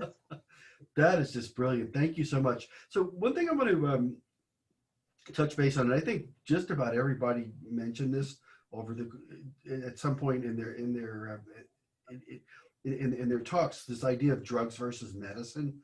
So the DEA and the man and all that, you know, they think of the medicines that we do here as Schedule I substances. They're drugs. They're bad for you. But in the medicine community, we really make a big distinction between those. And what I'd like to say, because I'm a Buddhist, and so one of the vows that you make as a Buddhist is to not to take intoxicants to induce heedlessness. And what I tell anybody that wants to listen, I said, this actually makes you hyper aware. It doesn't make you heedless. It's not like heroin. It's not like crack. It's not like alcohol. You know, it's not like cigarettes. You know, these are things that sort of open us up to ourselves and open us up to what's going on in the world. And because of that, they're not drugs. They're like, this is not bad stuff for you. This is good for you. So I say that having also, I also want to be cautious to say, you know, don't take these things on my account. But I just, in my experience of this, and I think in the experiences of the other folks who've presented tonight, this opens you up. Alejandro, did you want to say something? Yeah, actually, I was in some similar situation, and I don't do marijuana, and actually I don't do drugs anymore. I just eventually use some medicine, plant medicine, and but it's very. I think it with more time, it has been more space between each session. So I think it's something about the healing process, and you start to reject the addictive, compulsive need to uh, take something. You know. Yep, yep. Well, Yeah. an interesting fact that I think a lot of people don't know is that Bill W., who was one of the founders of Alcoholics Anonymous (AA), when he talked about when he talks about wanting to find a higher power as part of the recovery process, he was doing acid, and he found his higher power through LSD, not through Jesus and going to church. And it was one of those things where people sort of like they don't really talk about it. And even in the AA community, in the recovery community, people who look to take the entheogenic substances to help with their healing, they're shunned because everyone is saying, well, that's a drug. You're taking a drug. You shouldn't do that. That's going to suck you back in. And in fact, it doesn't.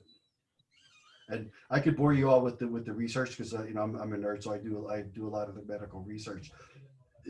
Psilocybin and any of the ones that run off the 5-HT2 neuroreceptors, like they all they all make you not want to drink alcohol. If I go after a ceremony, I might go 6-7 months without touching a drop of alcohol. And it's just, I love whiskey, but I just lose my taste for it. I just like, yeah, I don't need it. So does anybody have any questions or anything? A lot of folks have been hanging around very patiently listening. And did anyone, we have a little bit, actually we're right at 10 o'clock.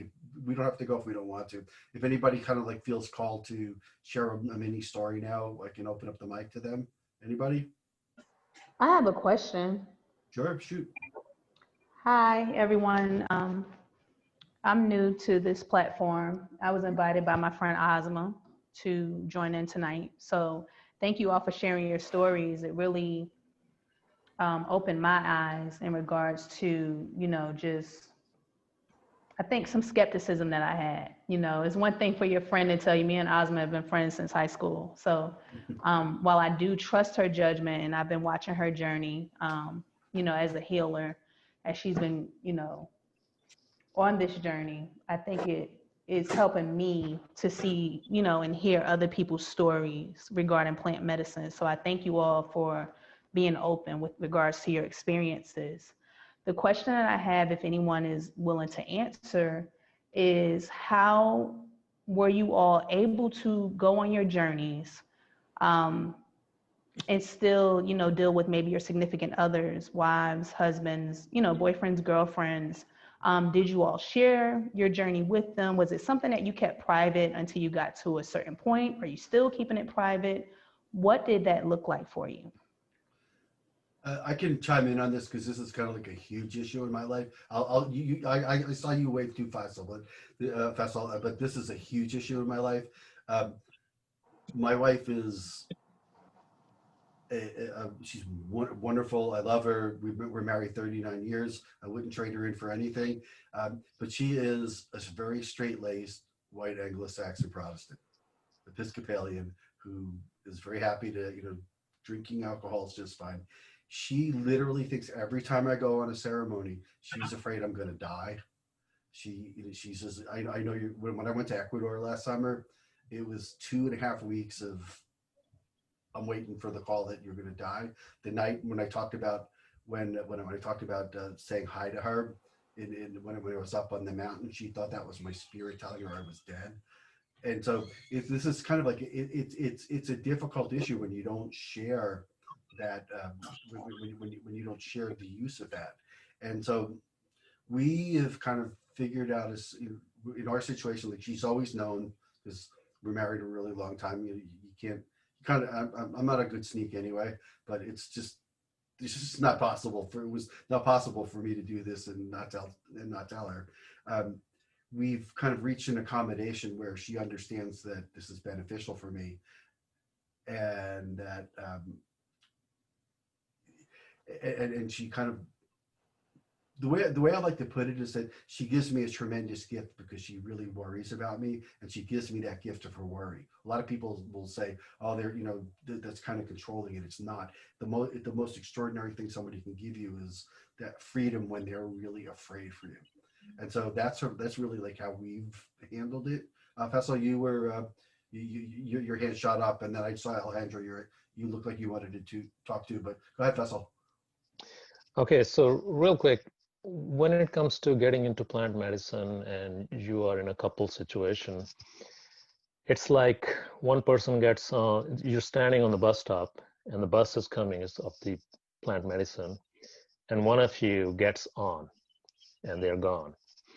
And two things can happen. The other partner, they can either jump on the bus or they can stay there. They're just like, oh, I don't know if it is good or not. Maybe this bus is too fast. Maybe I'll have an accident or whatever. So they stay there. And the other person who is on the bus, who has done plant medicine, they have seen how beautiful a ride or journey it is. So they are offering their hand and they want their partner to come on the bus, but they cannot. So there are two sides now. One person who's doing or who has done the plant medicine ceremony, they have seen all the beautiful things and the light shows and all that, and they want their partner to jump on the bus. But the other person who's not willing yet, they're regretting. They have this tension happening in between both of them now. They don't want to jump on the bus, but they also don't want to lose their partner, because all these thoughts start coming in, just like what you were saying, Bob. The person who's not doing the ceremony, they are not into plant medicine. They start thinking maybe they will abandon me. Maybe this person who is my partner, who is involved in plant medicine, they will evolve and I won't be good enough. So they will leave me. So all these fears start coming in. And same thing happened to me when I came back from my first ayahuasca ceremony. Of course, I have seen everything, the universe and all that. I'm excited. And so I started sharing that with my wife, like, okay, you should do this. And my daughters, you should do this. And everybody, like in the whole universe, whoever I was meeting, I was like, everybody should do this. And it didn't work out well because my wife was not ready for that. So we started seeing the rift. I was getting more into plant medicine and she wasn't ready. But I was like, no, she should do it. Why is she not doing it? She doesn't see this, like our relationship can change and all that. And of course, she has her own perspective that now Faisal is being involved and he thinks that he knows everything. And so there were two different things happening. So I went to one of my masters and I explained the same thing. I'm like, hey, listen, I'm in this deep trouble, it's not working out. And it's like, you're stupid. I'm like, oh shit, what do you mean by that? Is like, you're doing it the wrong way. You do not ask people to jump on something which you think it's better for your life. You cannot change anyone. So I'm like, okay, so what should I do? He said, you have to inspire others. You have to be a role model. You have to show it in yourself that something is changing in you, which is beneficial for your partner and for your whole family. Once they see the difference, when they see it is helping them, then they will jump on, or then they will start thinking about doing what you're doing. So never, ever start thinking that whatever is working for me is also going to work for the other person. It is their own journey. Let them do their own thing. And be thankful and grateful for your partner if they are supporting you. So I'm really grateful, like in the beginning, things changed after a few years. Once she saw that, okay, this thing is working for the whole family and our relationship, she jumped on the bus and she is with me on the bus. But till then, I had to just keep quiet. I went with my own journeys and I was really thankful and grateful for her because she was supporting me, at least supporting me, because that is a huge thing in a couple, in a relationship. At least if someone is supporting you to do or allowing you to do whatever you want to do. So I hope that kind of gives you an idea from both sides how it works. Yeah, so it's sort of interesting that own journey thing, because I think probably a lot of folks here are our predilection is to be a helper for other people. And so even when you're in, in ceremonial space and you're doing your thing and you see the person next to you having a very difficult time, it's hard to sort of, it's hard to not want to get out of your headspace and help the guy next to you. And one of my teachers was really strict about that. They always just said, you go on your journey, the person next to you is on their journey, and they're doing it. She would call it the process. They have to follow their process, and that and it has to resolve on its own on specifically their terms. And you're really that idea that like your spouse or partner is willing to make room for what you're doing, even if they don't understand it, even if it makes them feel afraid. It's actually a very good sign in a relationship, because Totally. They're not trying to squelch you. They're just they're with you, but not with you, if you get what I mean. And it's in a lot of ways it's brilliant. So Alejandro, I think you wanted to say something. Yeah, I am in the same page. For me, for example, it's different with friends or with your partner than with for example, with your parents. There's a breach of age. There's a breach of culture. There's a lot of differences. So for what I learned in my experience, it's not only in the medicine and psychedelic experiences that you have to lead people along with their own journey. It's with everything.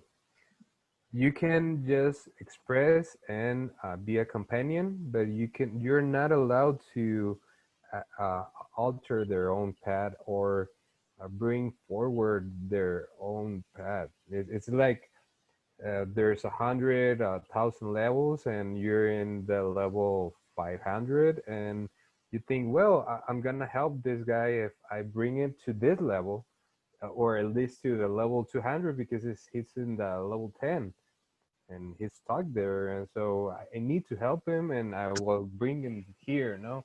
And I did that with a lot of people like 10 years ago, and I started to try to unlock their problems, like bringing them to acknowledge a lot of things in a very short time as speaking to them. And I noticed that I was making them ill, like in which way?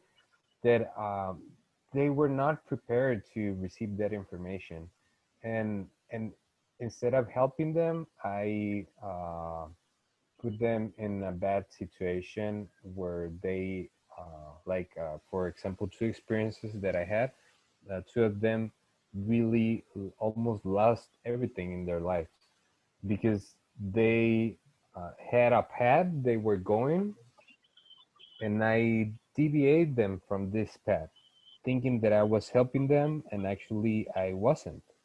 And that was the way that I learned that you cannot accelerate the path of somebody. You can only be there, and if they ask something, if they wanna willingly, they ask you to help them, yeah. So now I'm just quiet. I just listen and I answer upon what they need to hear, they need to know, and that's all. You cannot do anything else.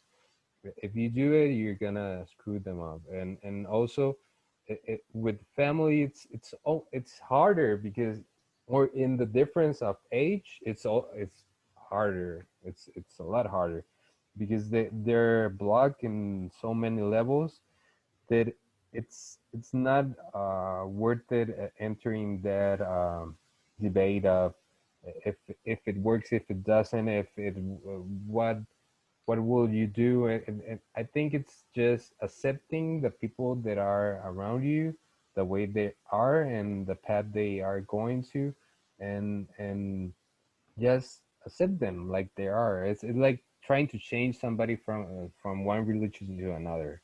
It's pointless.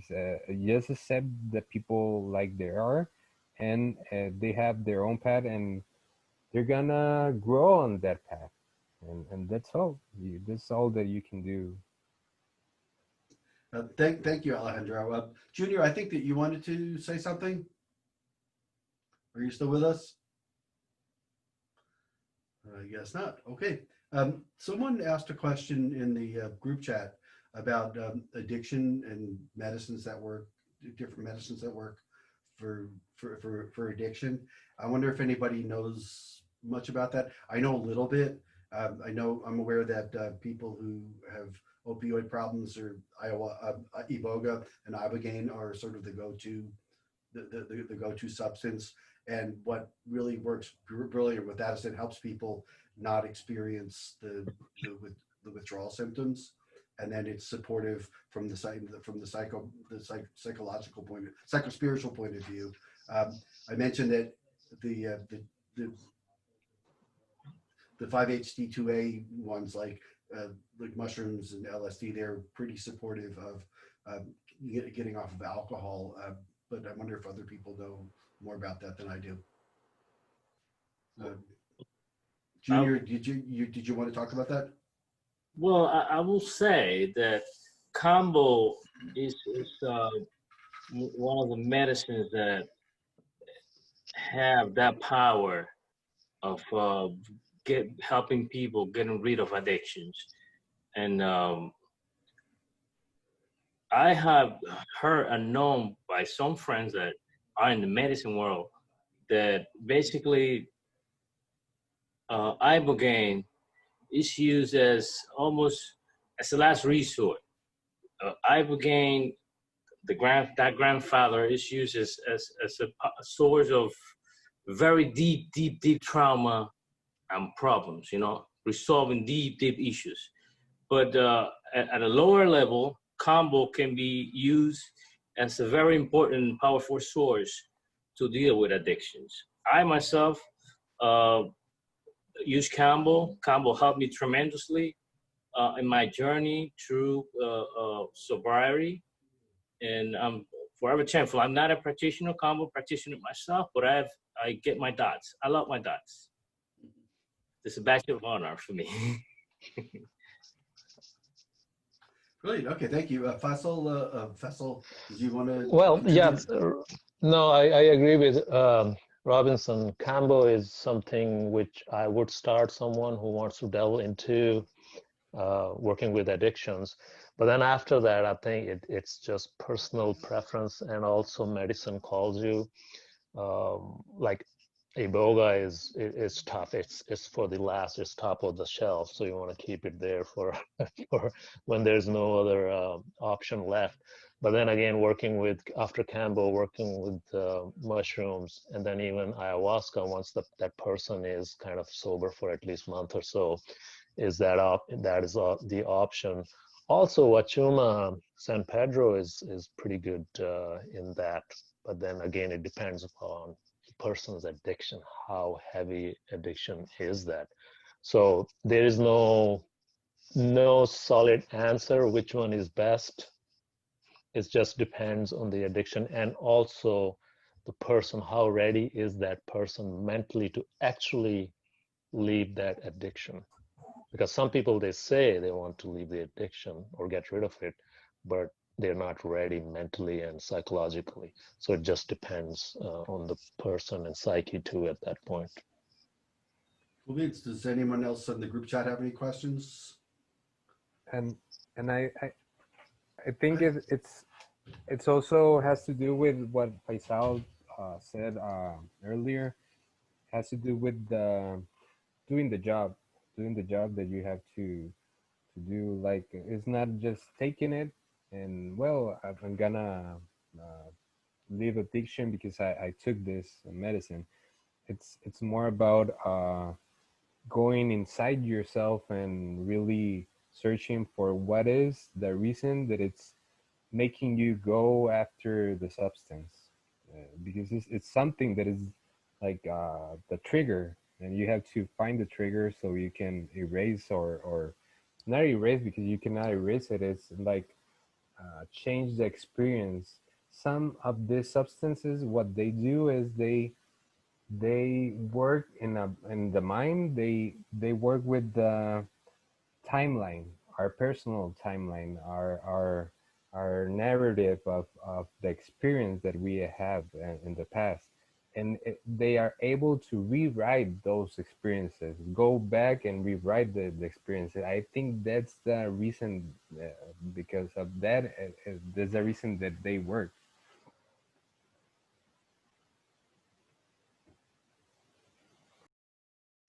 I did it again. My students are always telling me, Professor, you're on mute. So I started to talk, and then I realized that I was on mute. Thank you so much, Alejandro. Thank you, Faisal. Thank you, Junior. Thank you, Athena. Thank you.